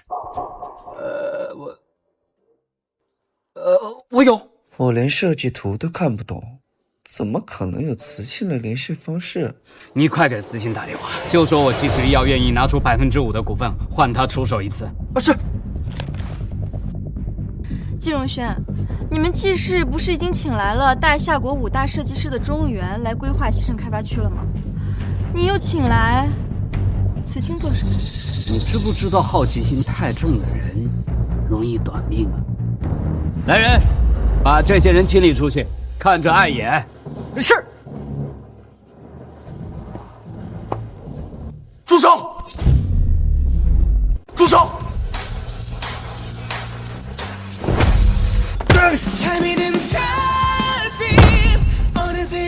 谁呀？敢踢老子！啊！整个青州还没人敢在我面前自称老辈。别发荡那么大的火消息！季荣轩，你可真是好样的！放任这些臭鱼烂虾欺负楚青瓷，你眼里还有没有我这个二弟？二弟，你误会了啊！是楚青瓷他无理取闹，是他冒充总工程师慈青，我让保安带他出去冷静冷静。我就是慈青，我用得着冒充吗？少说两句。我说的是实话。谁干的？啊？不是。哎，对不起，对不起，您大人不计小人过，我们错了，我们错了，你别给我们一巴掌。你个狗东西，只知道溜须拍马，正经事你是一点都不干，拿着甲方给你的工资养着小白脸，借着甲方的事欺压民众，根本就不配做工头。季行员，把他给我开除了，让小张做工头。你是老板，我是老板。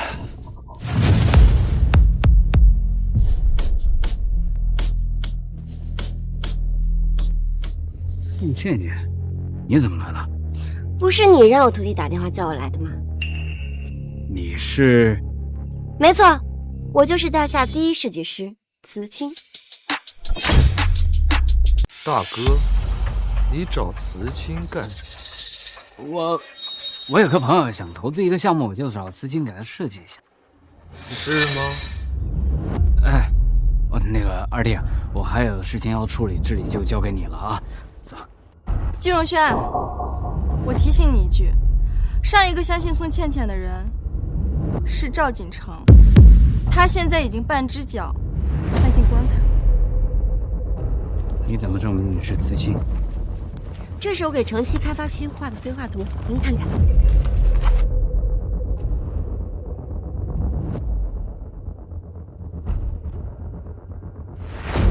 以后你就是工头了，好好干。谢谢二爷，谢谢楚工。之前听赵锦成说你在工地搬砖，我以为是玩笑话，没想到是真的。我是在工地工作，但是我不是搬砖，我是这里的总工程师，这些都是我设计的图。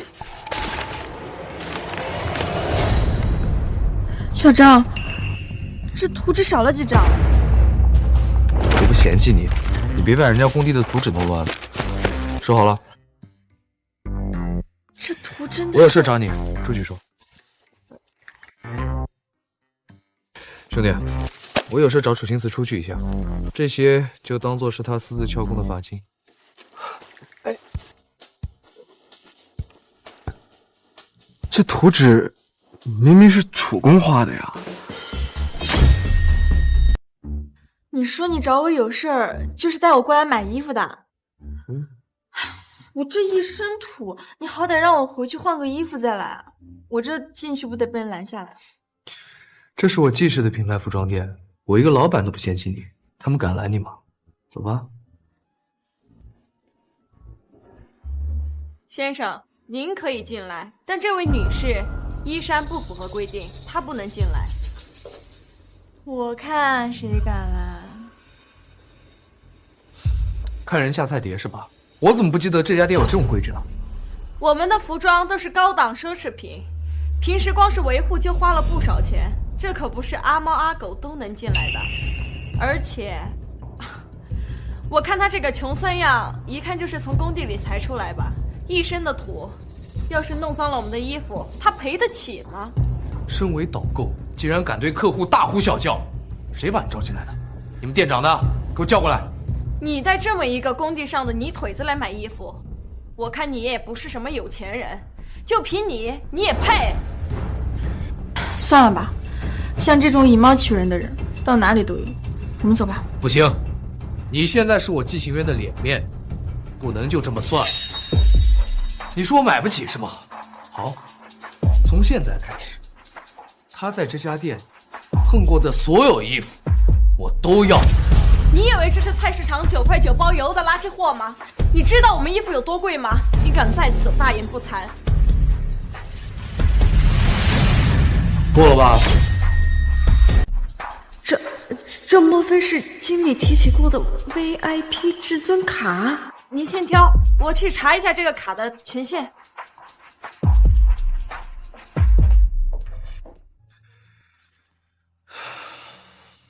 他刚才这么羞辱你，你都不生气啊？从小我锦衣玉食的时候，所有人都捧着我。后来我为了报答救命之恩，就嫁给了赵锦成。我就隐瞒了我是首富之女的身份，脱掉了光鲜亮丽的衣服还有首饰。后来我才发现，你这种虚假的人设可以停止。这个社会到处都是看你的外表就能给你划分3、6、9等的人，我已经习惯了。从我见他第一面起，所有的人都骂他是穷鬼、泥怼、下等。这些年，他吃了不少苦吧？你这个卡的卡号在我们的 VIP 系统里面根本就没有。还有这衣服，你们摸了必须得买。这不是你们店的 VIP 卡，是银行卡。还有，我刚才跟你说过了，他在这家店碰的所有衣服我都会买，尽管去刷。大夏所有的银行卡我都见过，你拿一个玩具卡就来冒充银行卡，你信不信我报警抓你？你看清楚了，这是银行黑卡，日流水上亿才能开通。什么黑卡？那银行卡最高等的也不过是钻石卡，日限额也就2000万。你们2个穷鬼以为我不懂吗？我不管你们是卖房卖车还是砸锅卖铁，这衣服你们必须得赔。就这么一件衣服，要我季行员砸锅卖铁？什么人在店里大吵大闹？店长，这2个穷鬼没有钱，非要进店，一身的穷酸味儿，把衣服都弄臭了。我记得季氏的商场有规定，员工上班期间不能穿私服。整个青州的有钱人我都认识，但是你我不认识。像你这种人也配在这里对我指手画脚？你不认识，有没有可能是因为你的等级不够？这里可是季氏奢侈品店，除了季二爷，青州的有钱人哪个不会来捧场？可他就是季二爷，季行渊啊。哼，他要是季二爷，我就是天王老子。少废话，赶紧赔钱，否则今天休想走出这个门啊！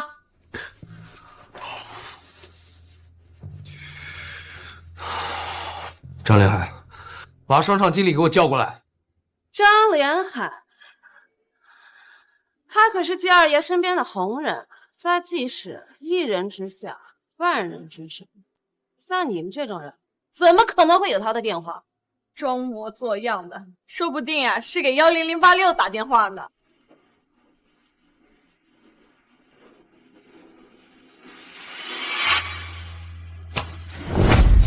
这件衣服价值100万，赶紧赔钱，别拖延时间。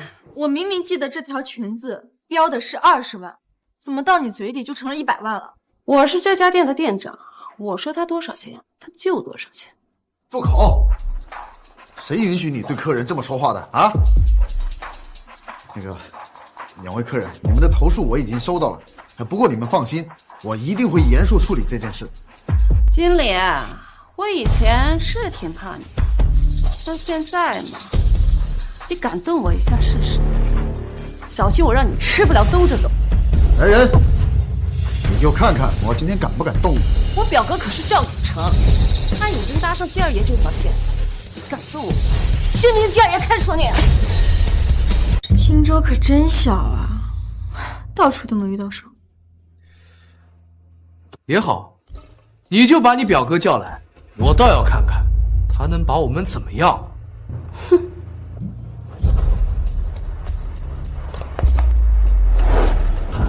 赵总，自从宴会传出季氏和我们停止合作的消息以后，安城的很多企业宁愿违反协议赔钱，也不愿意和我们任何联系。我们的很多项目都被迫停止了。这些墙头草，没事儿，我们还要转机。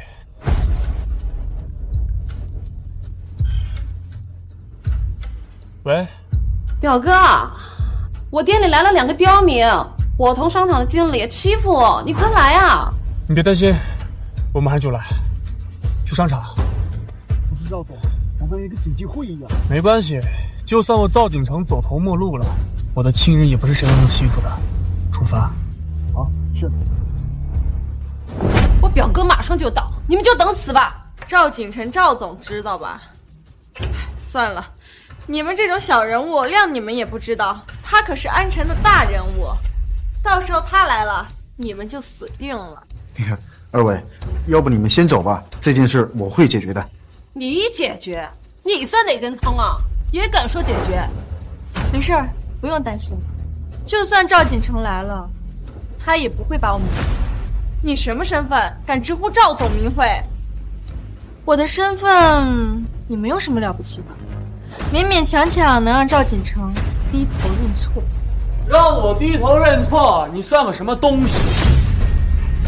表哥，你来了，就是他们弄脏我的衣服不赔钱，还大言不惭的羞辱你。楚青瓷，又是你？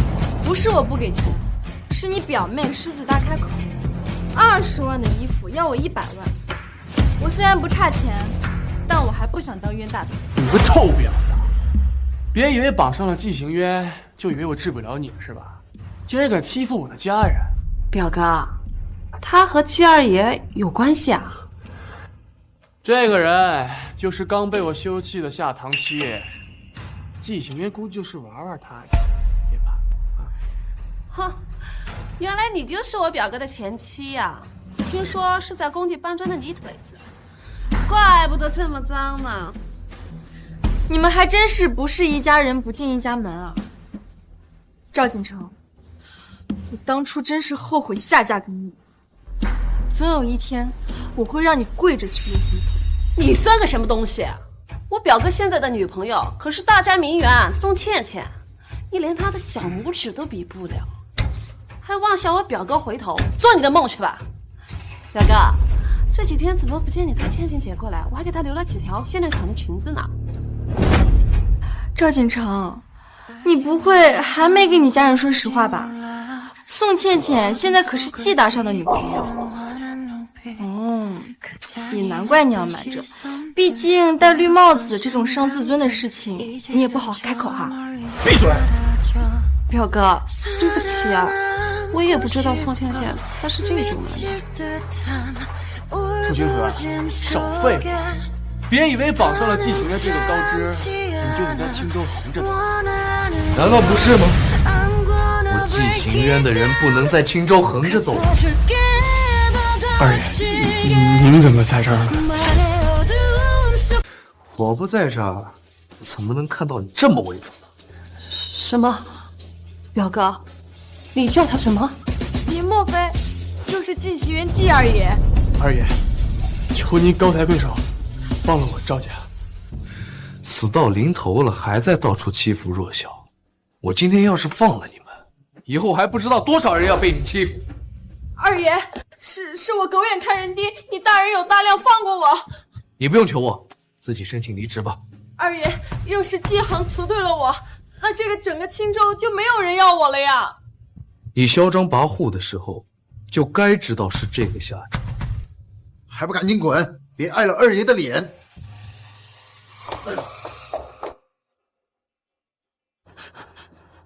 二爷，都是我的错，我以貌取人，是我尖酸刻薄引起的。你要罚就罚我，和我表哥没有关系的。你赵家已经烂透了，我劝你举家离开青州，否则我季氏不会让你有容身之地。季行渊，你让我赵家搬离青州，是不是太过咄咄逼人了？你真以为青州是你的天下吗？难道不是吗？你别得意的太早，那位大小姐也在青州。你什么意思啊？大夏首富的千金楚小姐，我已经跟她见过面了，她对我颇为欣赏，有她在，我根本就不怕你。看赵锦成这副舔狗样，难不成又有人冒充我首富千金的身份？是谁要欺负我楚家家教户这个人？大小姐，您终于来了。你是大夏首富千金？你要是首富千金，那我是谁？我管你是谁，你这种下等人也配和我说话？大夏国人人平等，没有上等下等之分。人人平等，也就是偏偏你们这种普通人。不过，凭什么你这张脸？我倒是不介意提携提携你。如果你愿意跟着我，我可以给你变成上等人，怎么样？楚小姐，非常感谢你送给我奶奶的寿礼，但是恕我不能答应你无理的请求。敢碰我的人，你找死吗？你这个土妮子竟敢碰我！脏死你！大小姐，季行渊如此不知好歹，真是枉费了您特意让周会长送他的相亲宴请帖。什么？你有相亲宴请帖？你是什么人？我可别真把大小姐看上的人得罪了。我是季氏的季行渊，你特意送我相亲宴邀请函，他又不知道我是谁。你真的是首富千金？季行渊，你是在质疑大小姐的身份吗？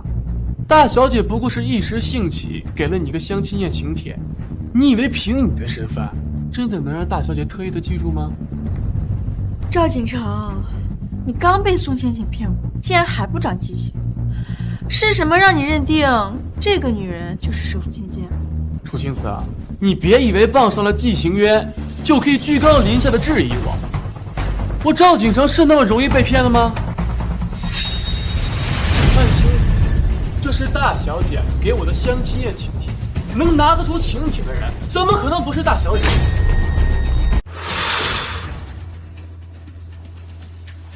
应该是真的，和周会长给我的一模一样。拿得出相亲请帖，就一定能证明她就是首富千金啊？你这个穷鬼，你懂什么？整个青州只有二爷收到了相亲宴的请帖，这还不能证明楚小姐的身份吗？不就是相亲请帖吗？我也有，那是不是也能证明我也是首富千金啊？你怎么会有？不可能，这绝对是季行渊的。这不是我的，我在这。你这肯定是假的。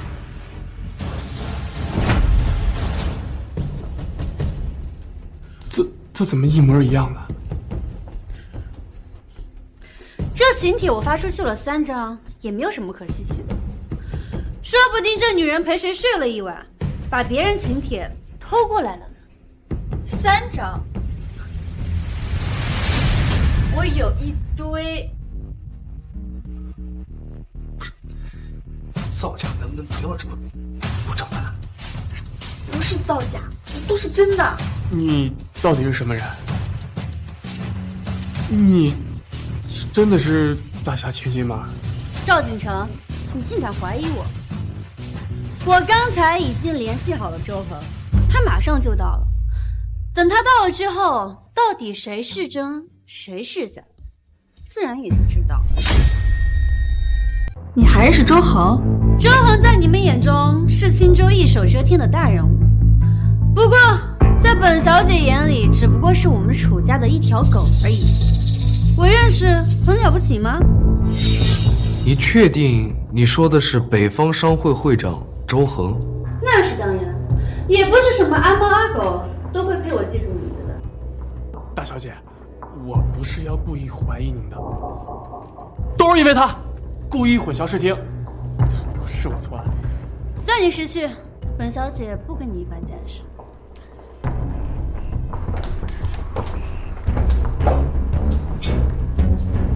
现在想跑路，晚了。等周会长到了，就算你是季二爷的新婚妻子，也得跪下给楚小姐道歉。我是来买衣服的，你放心，我不跑，我一定等周会长来。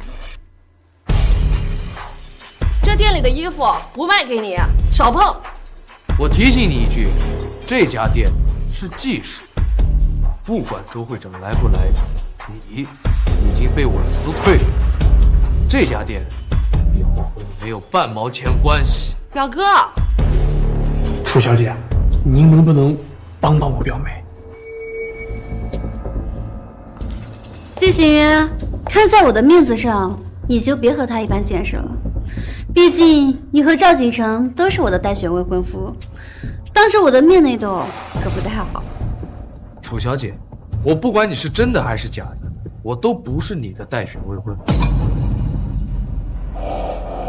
我已经结婚了。什么？这种下等人怎能配得上你？我命令你赶快和他离婚。我要是不呢？季行渊，是谁？竟敢冒犯我们楚小姐？周恒，你来的正好，快给我解决了这两个不知死活冒犯我的下等人。朱会长，真的是你啊！小姐，您怎么不带保镖一个人就出来了？您若是出了什么事儿，我怎么跟楚总交代呀？有周会长亲自认证，这次肯定不会有错。周会长，他真的是楚氏千金吗？二爷也在啊，哎，说不定啊，以后你们就是一家人了，正好提前认识一下。周会长，我已经结婚了，没关系。周会长，季行渊不仅怀疑楚小姐的身份，还屡次冒犯于她。都是一家人啊。季二爷为了自己带来的女伴，屡屡羞辱楚小姐，如此不守妇德，怎么配得上楚小姐？周会长，季行渊如此花心，怎么配得上高贵的楚小姐？不像我表哥，对楚小姐一心一意。季行渊，你居然敢背着我们大小姐带别的女人出来逛街，你简直不知所活呀！周会长，我带我自己的妻子逛街有什么问题吗？你想要季氏从青州除名吗？这么大声，你吼谁呢？大小姐，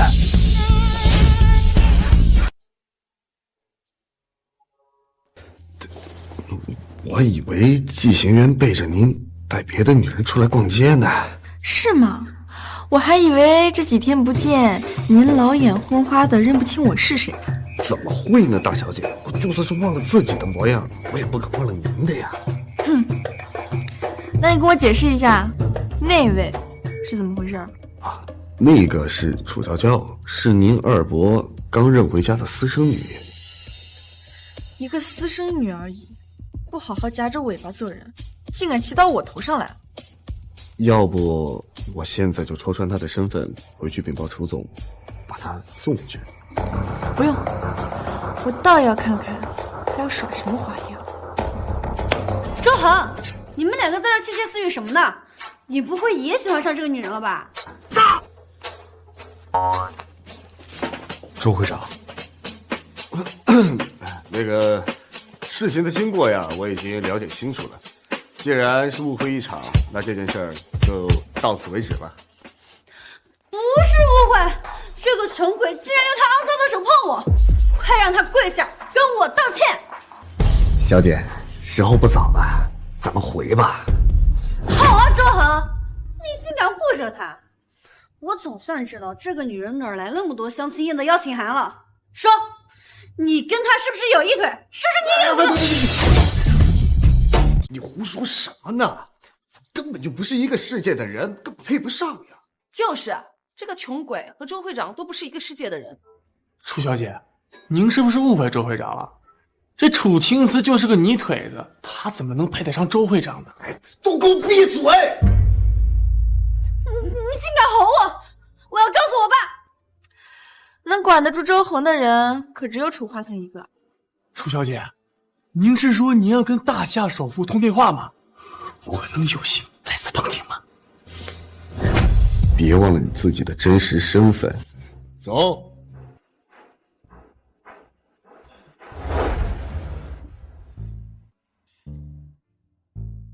我怎么感觉你和周会长关系不简单啊？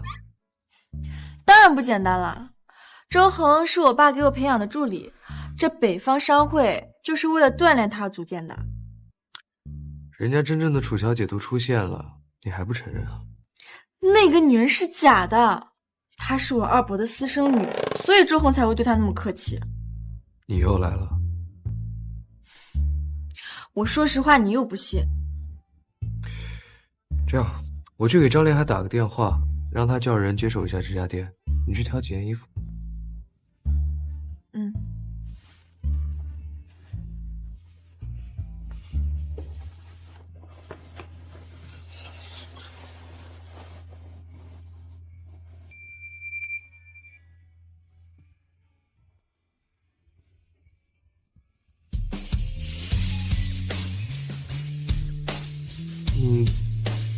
好好打扮一下还挺好看的。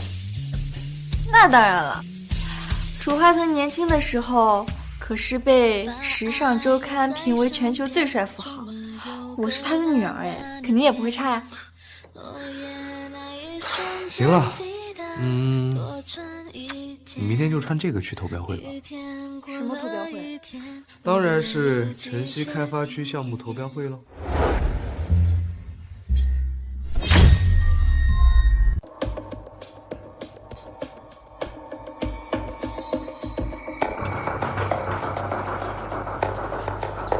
我怎么觉得气氛有点不对呀？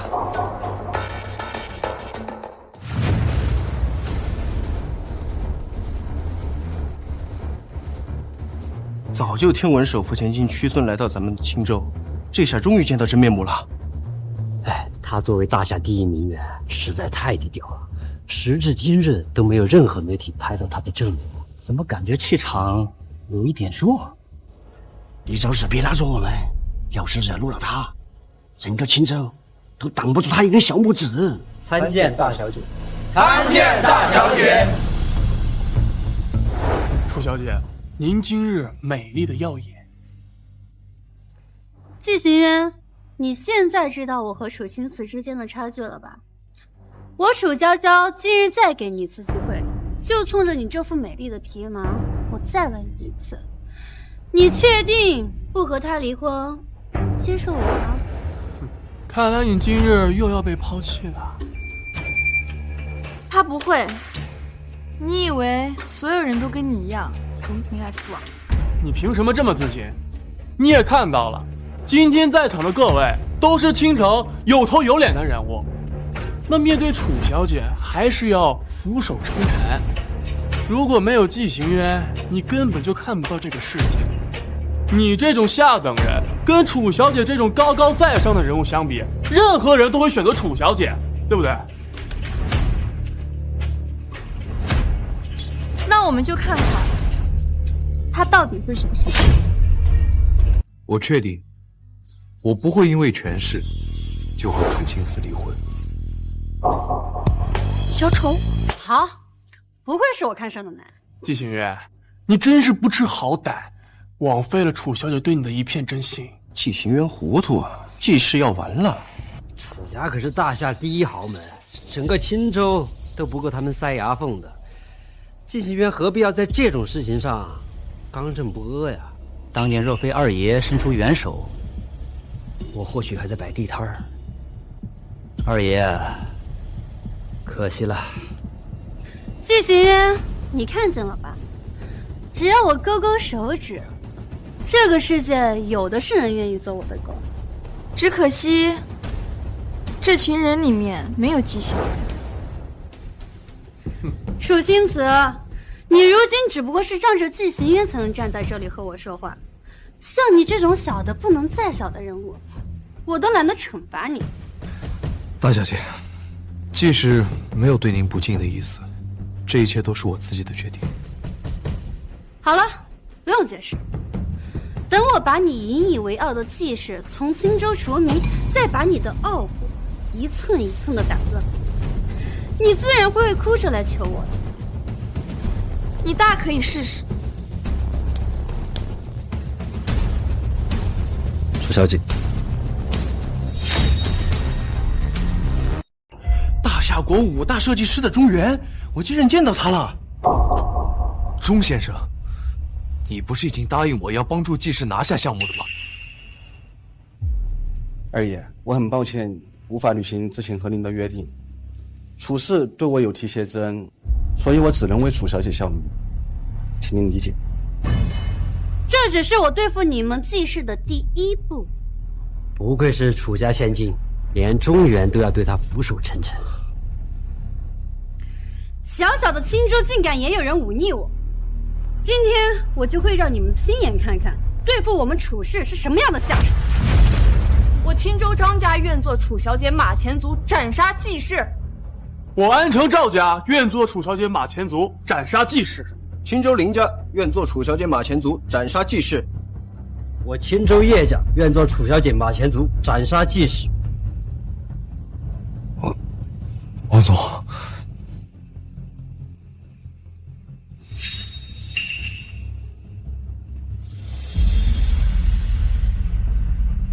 二爷，季氏倒下后，我会保您家人免受饥寒之苦，以报你当年雪宗送炭之恩。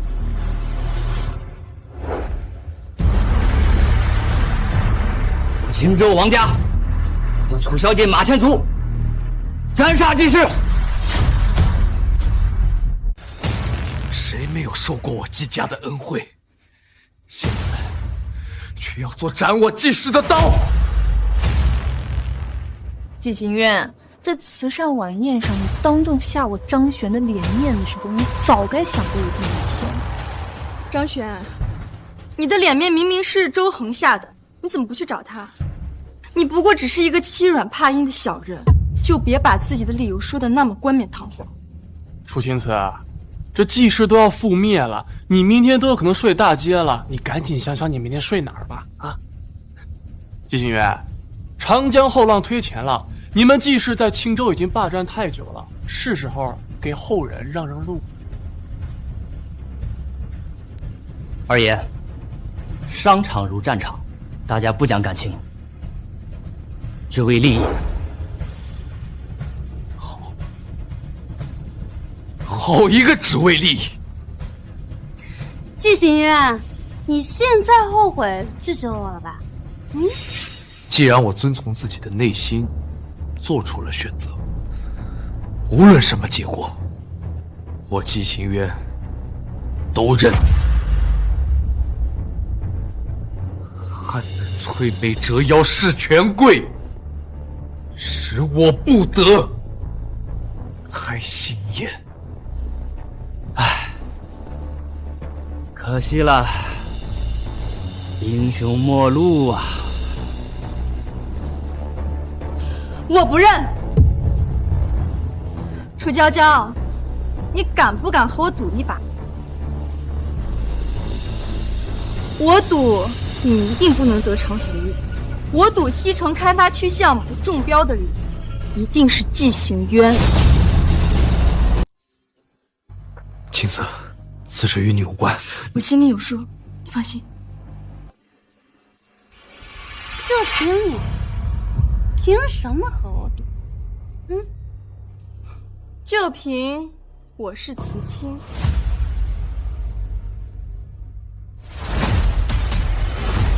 什么？你说你是大夏国第一设计师慈青？慈青怎么可能来我们小小的青州嘛？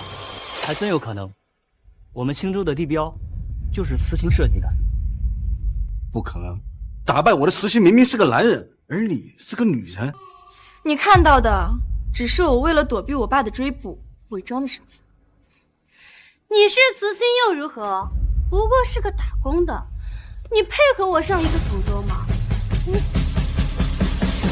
自古上赌桌的人，无论身份，只看筹码。楚青子，你我夫妻3年，你多少家底我都不知道吗？就你那每个月500块钱的零花钱，你能拿得出什么像样的筹码？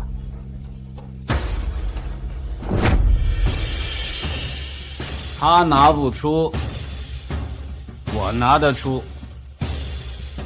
你又是谁？我是季氏医药的负责人，我愿意拿出季氏医药的10%的股份，赌西城开发区项目的中标者是我季荣轩。季荣轩，你在这胡闹什么？我以季氏家主的身份命令你，赶快回去！季行渊，你一意孤行，已经把季氏拖入了深渊。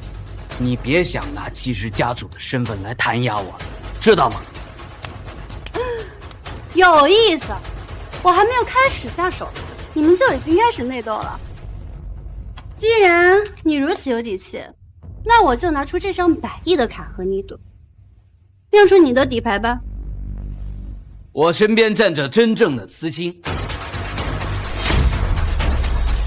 季荣轩，你有病吧？4、5千年他就一花瓶，你说他是慈青，你有证据吗？赵锦成，别用你浅薄的眼光来评价我。废话不多说，实力证明一切。这些是我针对西城开发项目画的图纸。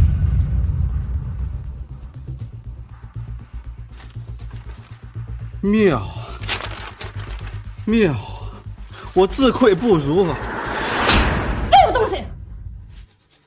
这是我的人，你认输岂不代表我输了？楚小姐，是我能力不足，一切都是我的错，无力让你得偿所愿。但我必须要说实话，此庆，这么多年过去了，我以为我已经赶上你了，现在看来，我不仅没有接近你，反而和你的差距越来越大。我认输。中原竟然认输了，那岂不是说明楚小姐输了？我只是个私生女，这张卡历是我所有的财产，我绝对不能输。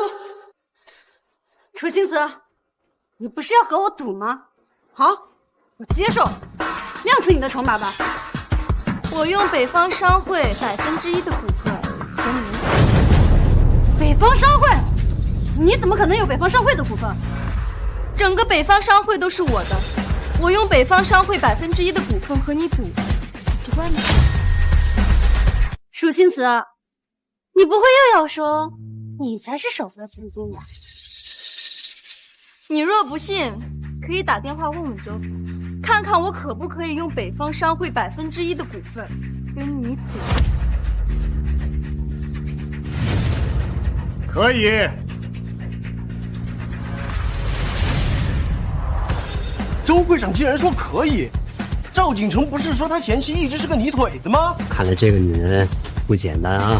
周恒，你还说你和楚青瓷没有关系？实交代，她是不是你包养的女人？楚小姐，你在胡说什么呢？既然周会长已经为我作证，那赌约是不是可以开始？开始吧，我倒要看看你有什么能力。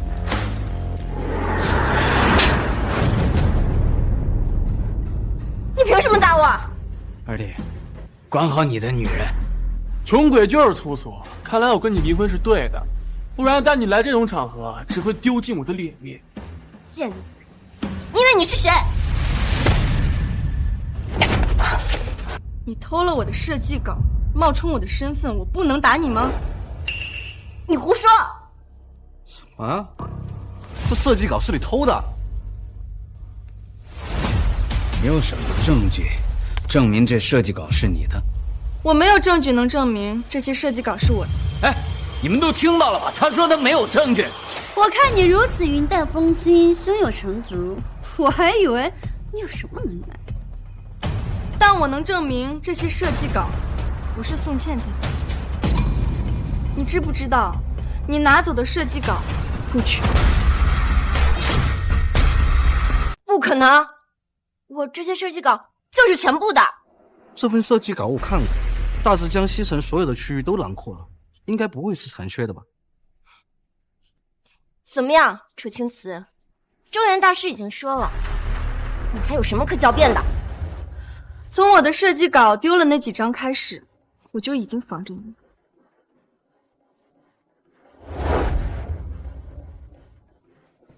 看清楚了，这些设计稿就是你拿漏的这几张。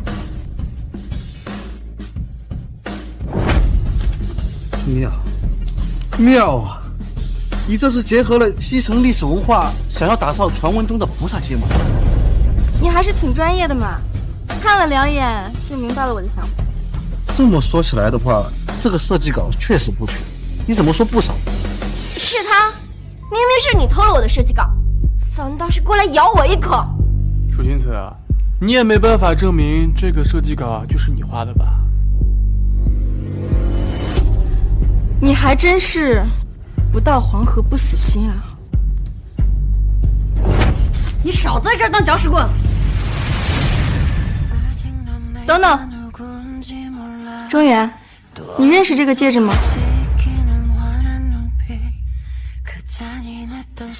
你这个戒指有什么好稀奇的？我收藏里有一堆比这个贵的。你那一堆都比不上这一只。你真是瓷仙，就凭一枚戒指就认定他是瓷仙啊？当年联合国为了感谢慈青打造的汤姆雕像，特意打造了唯一一个纪念，全球只有慈青尺寸。所以，你说你叫慈青，是把我们当猴耍是吗？一群废物！我宣布，赌约结果已定，西城开发区的中标者是季行渊。楚小姐，季大少，季这张筹码转给胜利者。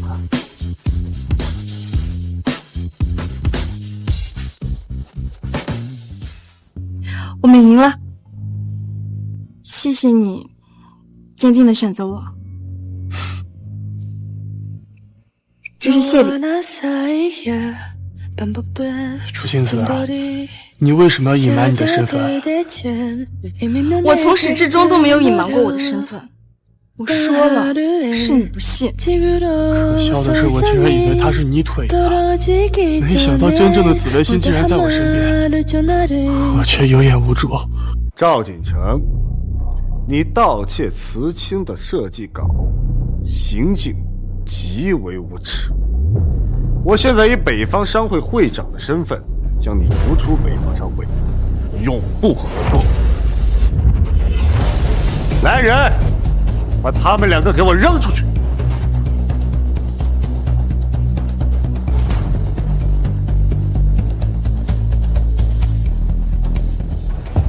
周和，你竟敢忤逆我和楚青瓷狼狈为奸，我是绝对不会放过你们的！是吗，楚娇娇？3天后就是相亲宴，你确定到时候你还能维持着首富千金的身份吗？你到底是谁？楚小姐，你觉得以我的身份，谁能让我全力维护呢？青瓷，你到底是什么身份？任务完成了，我们走吧。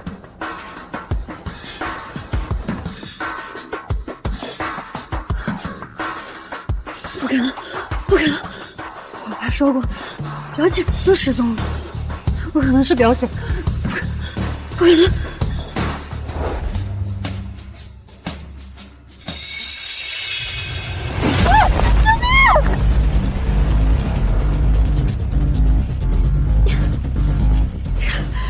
是谁啊？为什么要绑架我？楚青瓷，你夺走我的一切！我要你死！我要你死！宋青青，没想到你的狗耳朵还挺灵敏嘛！一般都是骂狗鼻子灵敏。你还有心情跟我开玩笑？你是不是以为我不会把你怎么样？你为什么要绑架我？我和你有什么深仇大恨吗？什么深仇大恨？我现在落到这个地步，是拜谁所赐？你自己撒谎被拆穿，和我有什么关系啊？怎么跟你没有关系？如果不是你隐藏身份，我怎么会被戳穿？我知道你瞧不起我，可是你知不知道，我妈只是酒店保洁，我爸是季家一个小小的保安。你知不知道，像我这样的家庭，要步入上流社会，要付出多大的代价？你堂堂大夏第一设计师慈青，竟然嫁给赵锦成，蛰伏在这样懦弱无能的男人身边3年，脑子是不是有病啊？你既然这么看不上赵锦成，你又为什么要去勾引他？因为我想成为人上人。参见大小姐。我想像楚娇娇那样受人追捧，不管是赵锦成、季荣轩还是张少杰，只要我能攀上一个，我就能从底层爬进上流社会，我就能彻底摆脱身上的穷酸味，从此在青州混得如鱼得水。可他们只是把你当成玩物。你闭嘴！你懂什么？不然当做玩物又怎样？只要能摆脱被欺压的命运，这一切我都能忍受。他楚娇娇不就是比我幸运投了个好胎吗？我哪里不比他强？凭什么要过被人肆意打骂、任意欺凌的生活？你摆脱苦难的方式就是骗人吗？骗人怎么了？你知道骗人有多难吗？撒一个谎就要靠无数个谎言来圆。你以为这个事情是任何人都能做到的吗？凭什么瞧不起我？为了让我自己光鲜亮丽，我欠了无数张信用卡，一出门就被人追债，眼看着就要成功了，这一切都被你给毁了。你说我能不恨你吗？杀了我，你就能成为人上人了吗？杀人是要被法律制裁的，我又不傻，我当然不杀你。只要纪行渊签了这份股权转让书，纪荣轩就答应娶我，从此以后我就是纪氏的主母了。你真可悲，在你眼里，人生就只有钱财和权势吗？只有像你这种不缺钱的人，才会满嘴的自由跟梦想啊！像我这样的人，你怎么会了解我心里的痛？你确定纪荣轩可信吗？我怎么觉得他在坑你啊？你以为我是你吗？这件事情之后，他就有把柄握在我手上了。从此我的后半生衣食无忧。从军上，纪行渊，你别过来！你别过来！你再过来我就杀了你！我不懂，你有什么要求，我都可以满足你。不着急，借此机会，纪行渊，我想问你一句。你问。楚娇娇三番五次利用权势压制你，你都抵得住压力，不跟楚青瓷离婚。可你们结婚当天我是在场的，我看得出来，你是被楚青瓷拉去救场的。你们之间明明没有感情基础，在这种场合问这种问题，你觉得合适吗？我只是不明白，我哪里比楚青瓷差？我费尽心思接近你们这些公子哥，而楚青瓷轻而易举就能得到你们的偏爱跟信任。或许我们是同一个世界的人，无关权势和地位。原来你们是彻头彻尾的理想主义呀！没有想到，纪氏家主纪二爷竟然跟个普通人一样，竟然相信这世界上还有无关于权势跟地位的关系。股权转让协议就在那，只要你把你身上所有的股份转让给纪荣轩，孙倩倩，我和纪行渊只是契约结婚，假夫妻。契约结婚，假夫妻？你绑架我，威胁纪行渊签这种合同，你觉得可能吗？这又不是1%，不是10%，而是50%的股份。你也说了，我只是一个泥腿子，你觉得我值这么多钱吗？闭嘴！你住手！看来他对你还是很重要的，对不对？快签啊！快签啊！纪行渊，你想清楚了，为了我丢了纪氏这份股份，到底值不值得？贱人，总是你跟我作对。青瓷，你住手！你看着。既然他跟你没有关系，那你就少管闲事。贱人！好，我签。你签？你可想好了，这可是你所有的股份50%呢。我签。纪行渊！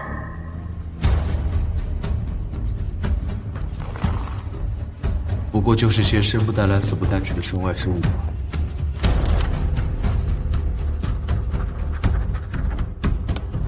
我签完了，可以放他走。放下武器，束手就擒。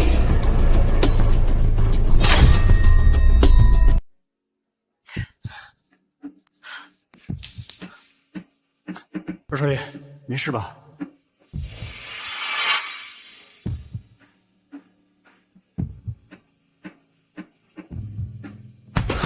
没事了，别怕。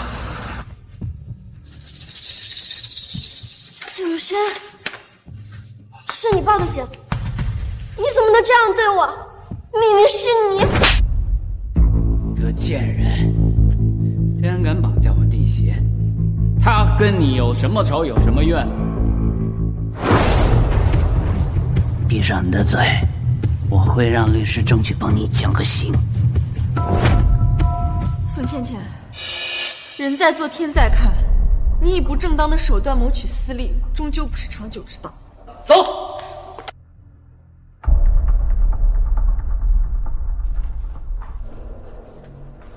送夫人回去。是。季行渊，你名下所有的股份已经尽数转让给我，我才是季氏家主。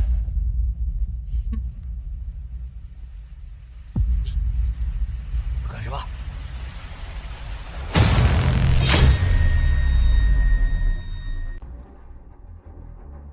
我告诉你，别乱来啊！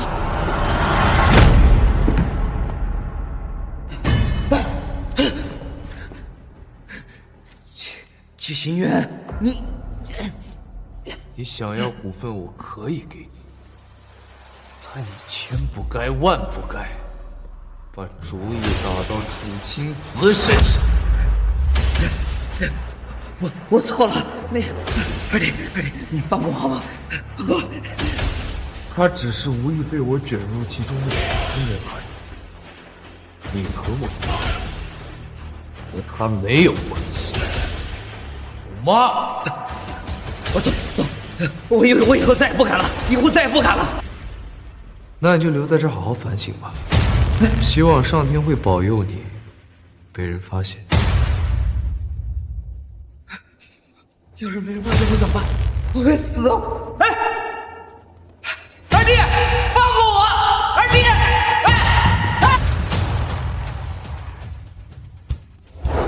你说你直接开车去餐厅门口等我不就好了？你干嘛非要过来骑电动车？你看这都几点了？第一次去参加你们家家宴就迟到，这也太不好了。哎呀，现在时间还早嘛，怎么会迟到呢？哎呀，你骑快点，快点！好，你别叨叨了，骑快点。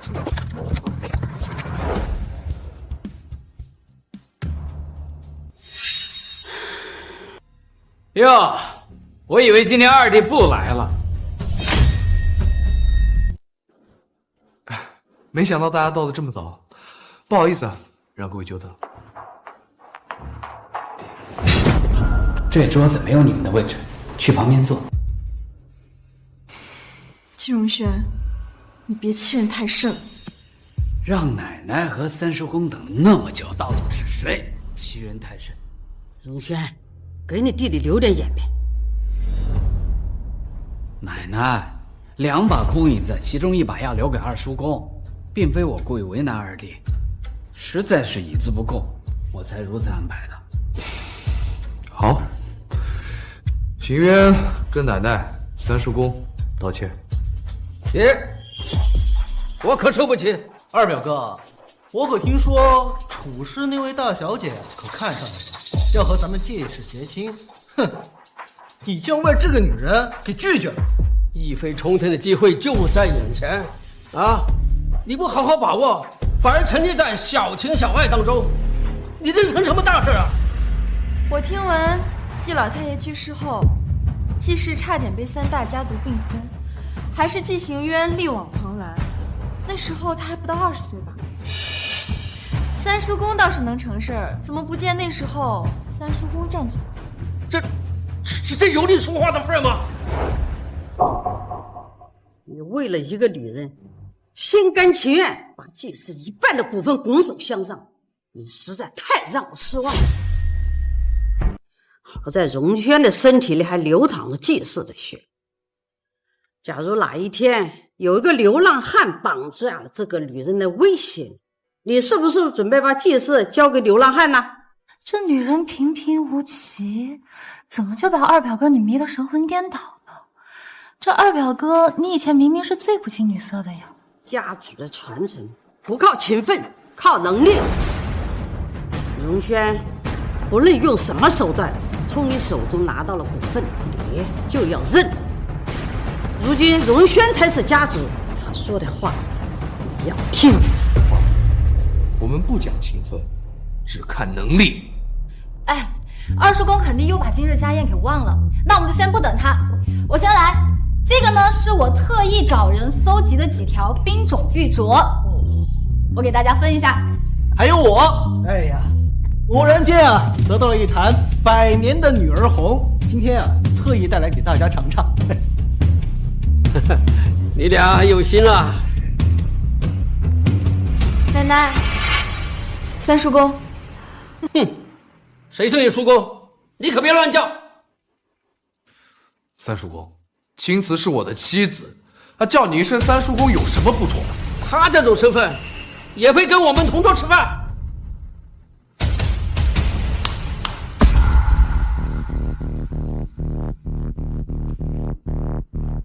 这是我给大家准备的见面礼。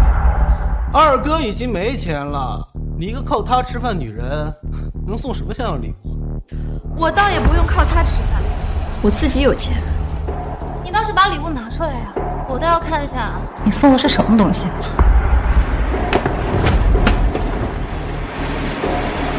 唐三彩。这一组唐三彩乐舞人像陶俑是我偶然间得到的孤品，今天正好可以带给大家赏玩。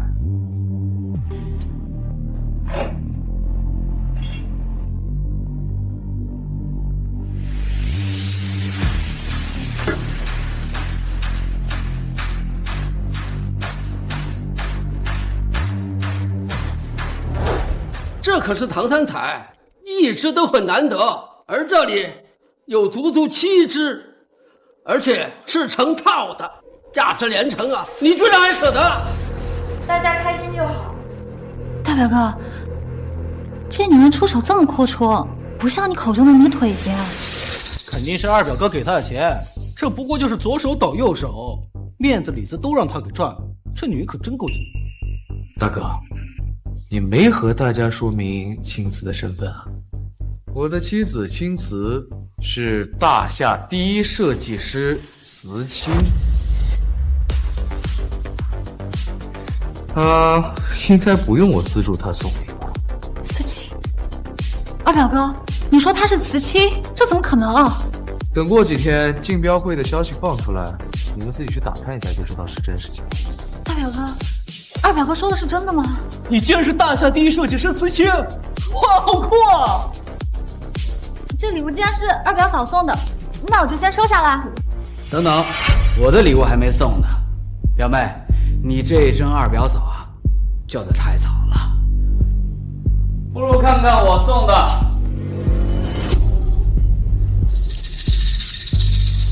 怎么又是一条唐三彩？怎么又是一条唐三彩？你们再决定要谁的。这乐舞人像不是孤品吗？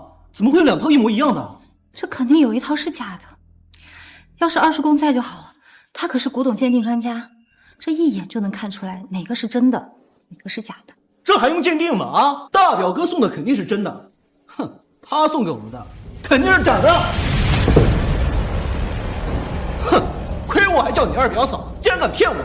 我就说你怎么送得起唐三彩这种价值连城的宝物？原来是假的！无知，你们摔碎的才是真品，绝不可！我大表哥如今可是季氏家主，他怎么可能会送假的唐三彩？真是什么垃圾都往我手里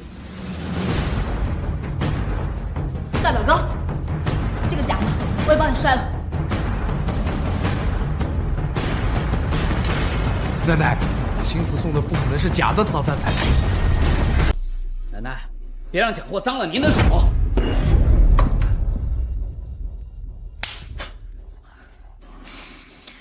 反正礼物也都送给你们了，想要怎么处理是你们的事，希望你不要后悔。你放心，不摔我们才后悔。哎呀，对不起啊，我来晚了。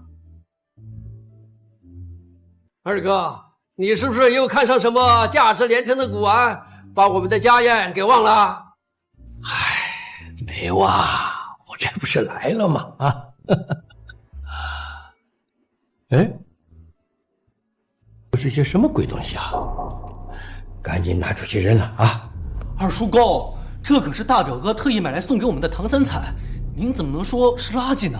哎呀，这些玩意儿啊，拼夕夕上9块9还包邮呢。哎，你要是喜欢，你自己拿去，别脏了我的眼睛。二叔公，这些唐三彩是我特意找来的，您再仔细看看。来，您仔细看看。是呀，二叔公，您再仔细瞧一瞧，这可是大表哥送的，怎么可能会是9块9包邮的假货呢？嗯，我竟然看走了眼。我又说嘛，这些是我花大价钱买来的，怎么可能是假的，对不对？是呀，二叔公，你吓死我了，我这差点以为我把真的给摔了呢。哎，这个好像是真的啊。二叔公，这个陶俑肯定是假的，别看了，小心脏了您的手。二叔公，那肯定是假的，你赶紧摔了呀！哎呀，我跟你们说，这绝对是真正的唐三彩业务人像。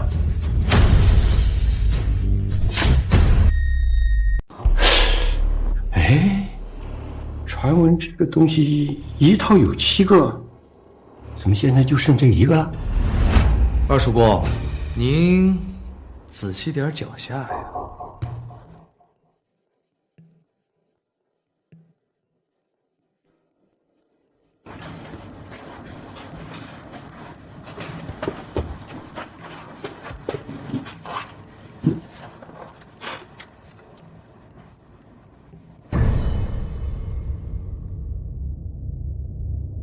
哪个兔崽子这么超前天我啊！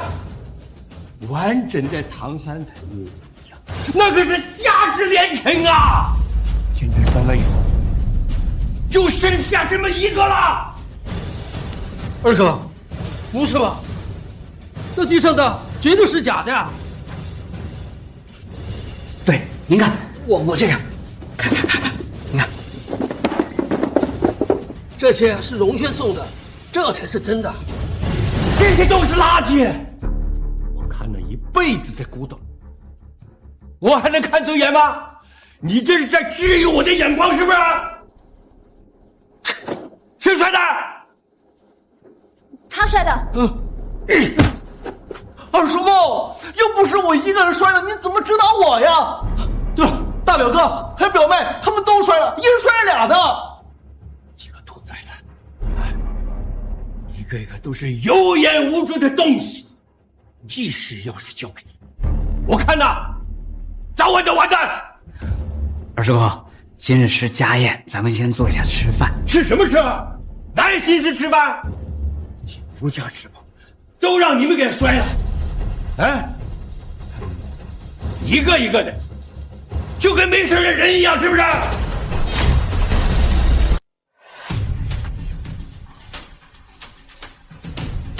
二哥，你别再撒泼了，荣轩现在可是家主。哼，这个辨不出真假，花着公司的血汗钱买了一大堆假货的家主，有什么资格陪我在一起吃饭？这样下去，季氏啊，我看早点散伙吧。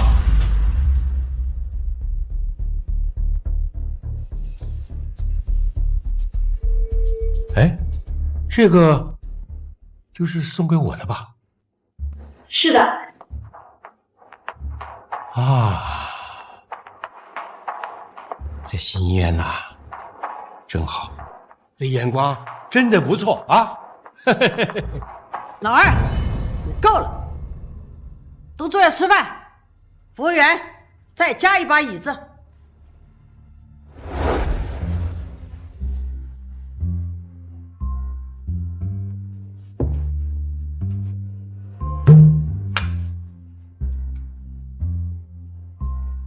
按理说，大夏设计师给我二表哥当妻子，那是绰绰有余。但如今呢，首富千金楚小姐珠玉在前，您的身份啊，可就显得不那么够了。说不定我二表哥突然开窍了，就把你给休了。所以啊，这家宴酒我就先不给你动。邢渊呐，你现在连家主之位都丢了，你赶紧跟这个女人离婚吧。你如果娶了首富千金呢，整个大夏都可以任你发挥了，何苦蜗居在小小的青州呢？娶了大夏首富千金就可以肆意妄为了？是谁告诉你们的？这还需要谁告诉你？那可是大夏首富，这随便从指缝漏一点，就可以让普通人立刻成为贵族。那你看，我像贵族吗？那你看我像贵族吗？你开什么玩笑？我都比你像贵族。有没有可能你们认为的贵族只存在于你们的想象中？那些莫须有的等级制度也是你们虚构的。你太逗了啊！好，你说你是贵族，那今天的家宴你来请吧。金明轩，你也太过分了。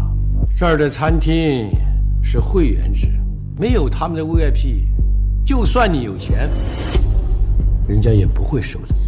看什么看？他不是说他是富家千金吗？哎，你该不会连青州一个小小餐厅的 VIP 都拿不到吧？服务员，买单。青瓷，别怕，二叔公来替你付钱，我来付吧。我以家主的身份命令你们，谁都不准帮他付钱。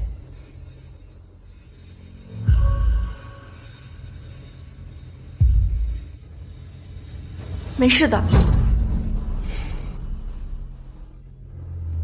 刷卡吧。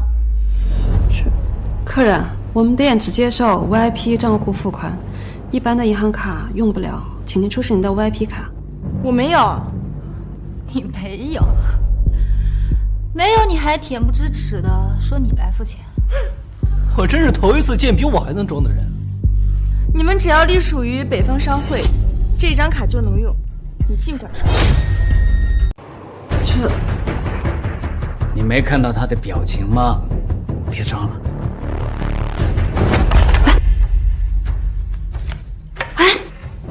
我都跟你说了，这个 POS 机只能刷 VIP 卡，你乱刷会把机器搞坏的。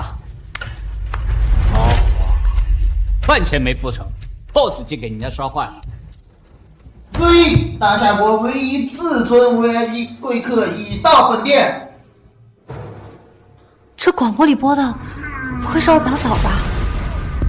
怎么可能？贵客，您的到来可真是让本店蓬荜生辉，吉星高照，三生有幸，鸿运当头啊！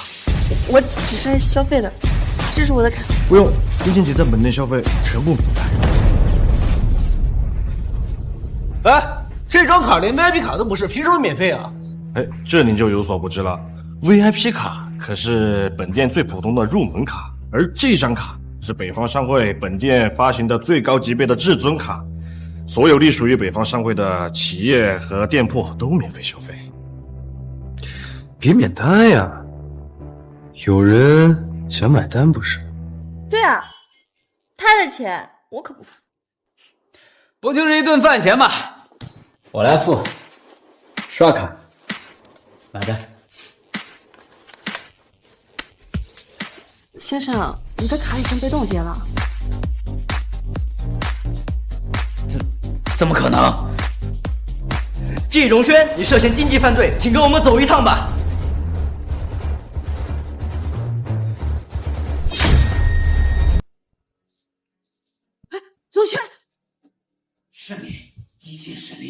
季行月，我可是你大哥。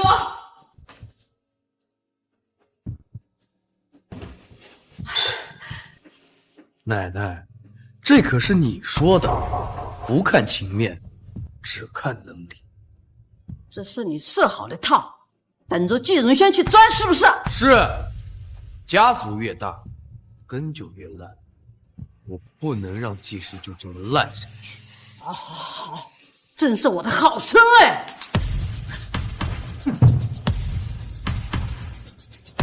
那位请慢用。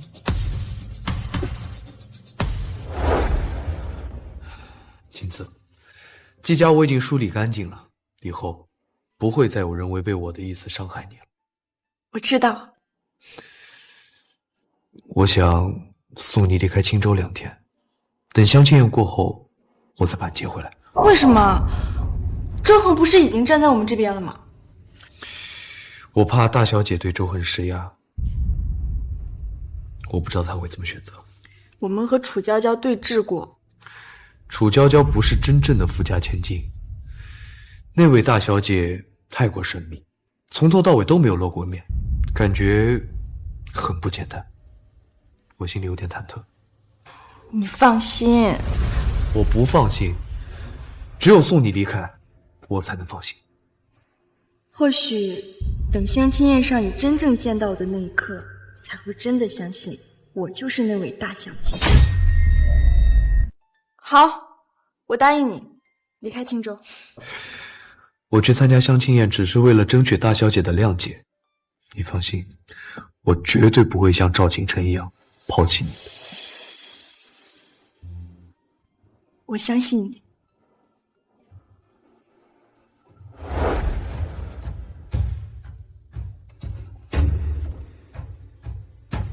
赵总还没离开青州呢，不怕季二爷找你麻烦？光脚的不怕穿鞋的呗。公司都倒闭了，他还怕什么？哼，笑吧，使劲笑吧，等我娶了楚小姐，看我到时候怎么报复。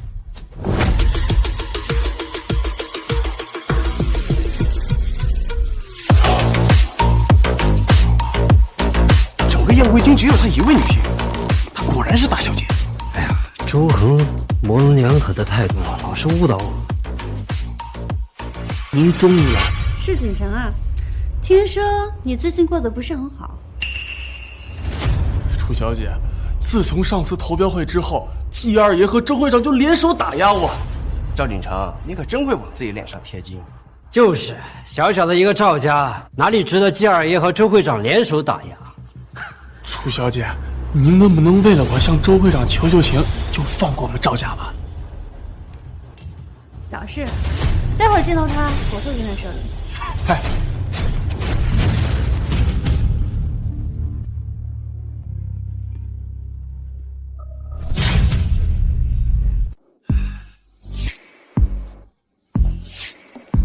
季行渊，你怎么在这儿？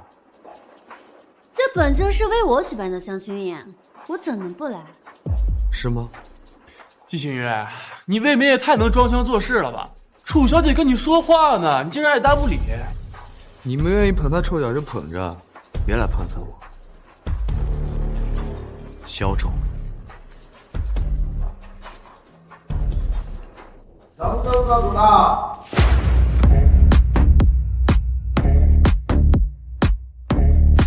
龙珠少主，曾和我表姐是同班同学，要是让他看见我，我的身份必然会被拆穿。居然是龙舟少主，龙舟可是沿海城市，富得流油，比青州不知强了多少倍。青州有4大家族瓜分蛋糕，龙舟只有他们一家，真正的一手遮天。竟然连这种人物都来参加宴会了。楚小姐，听闻您与龙舟少主是同班同学？啊，是。大小姐，是大小姐吗？青瓷，你为什么不见我？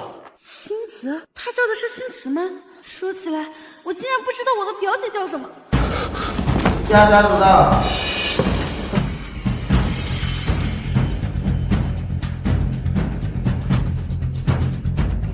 这位更是重量级，上京名家，父亲有钱还有权。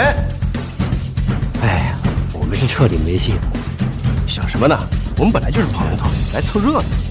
不，我还有机会，只要我能获得楚小姐的认可。龙州的，我看你眼神是真不好使啊，没看出来她是假的吗？怎么可能？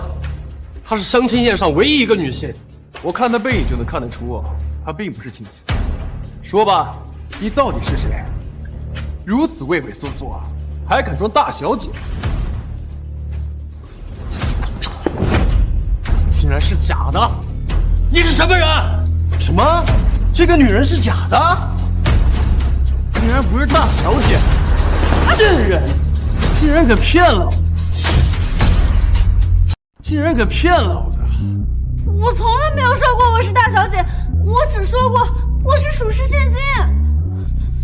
太粗俗了。她确实是楚家千金，只不过是楚家旁支找回来的私生女。我说的没错吧，楚娇娇？竟然是私生女，耍了我们这么久。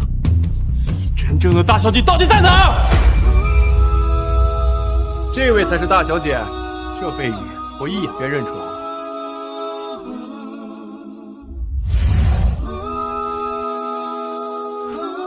青瓷怎么在这儿？难道是被大小姐绑来的？我去求青瓷，我来娶你了。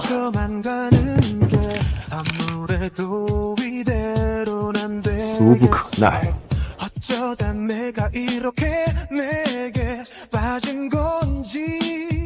这种眼神，青瓷在看谁？青瓷，当年我弱小的时候，你没有抛弃我，还帮我夺家产。楚青瓷，人家公子叫的是楚青瓷，莫非她真的是大小姐？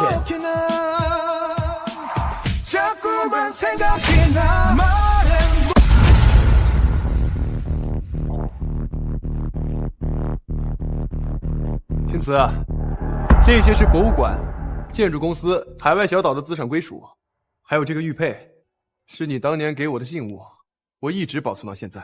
林公子和大小姐竟然还有一段前缘。青瓷，如今我已经是林家唯一的继承人了，我来娶你了。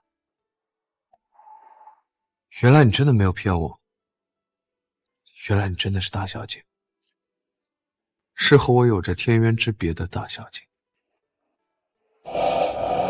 为什么你们都要说要来娶我？我和你们有过约定吗？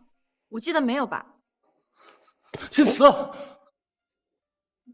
对不起，我不想嫁给你们，我有丈夫。青瓷，我后悔了，咱们复婚吧。你不是说你曾经很爱我吗？你也说了，那是曾经。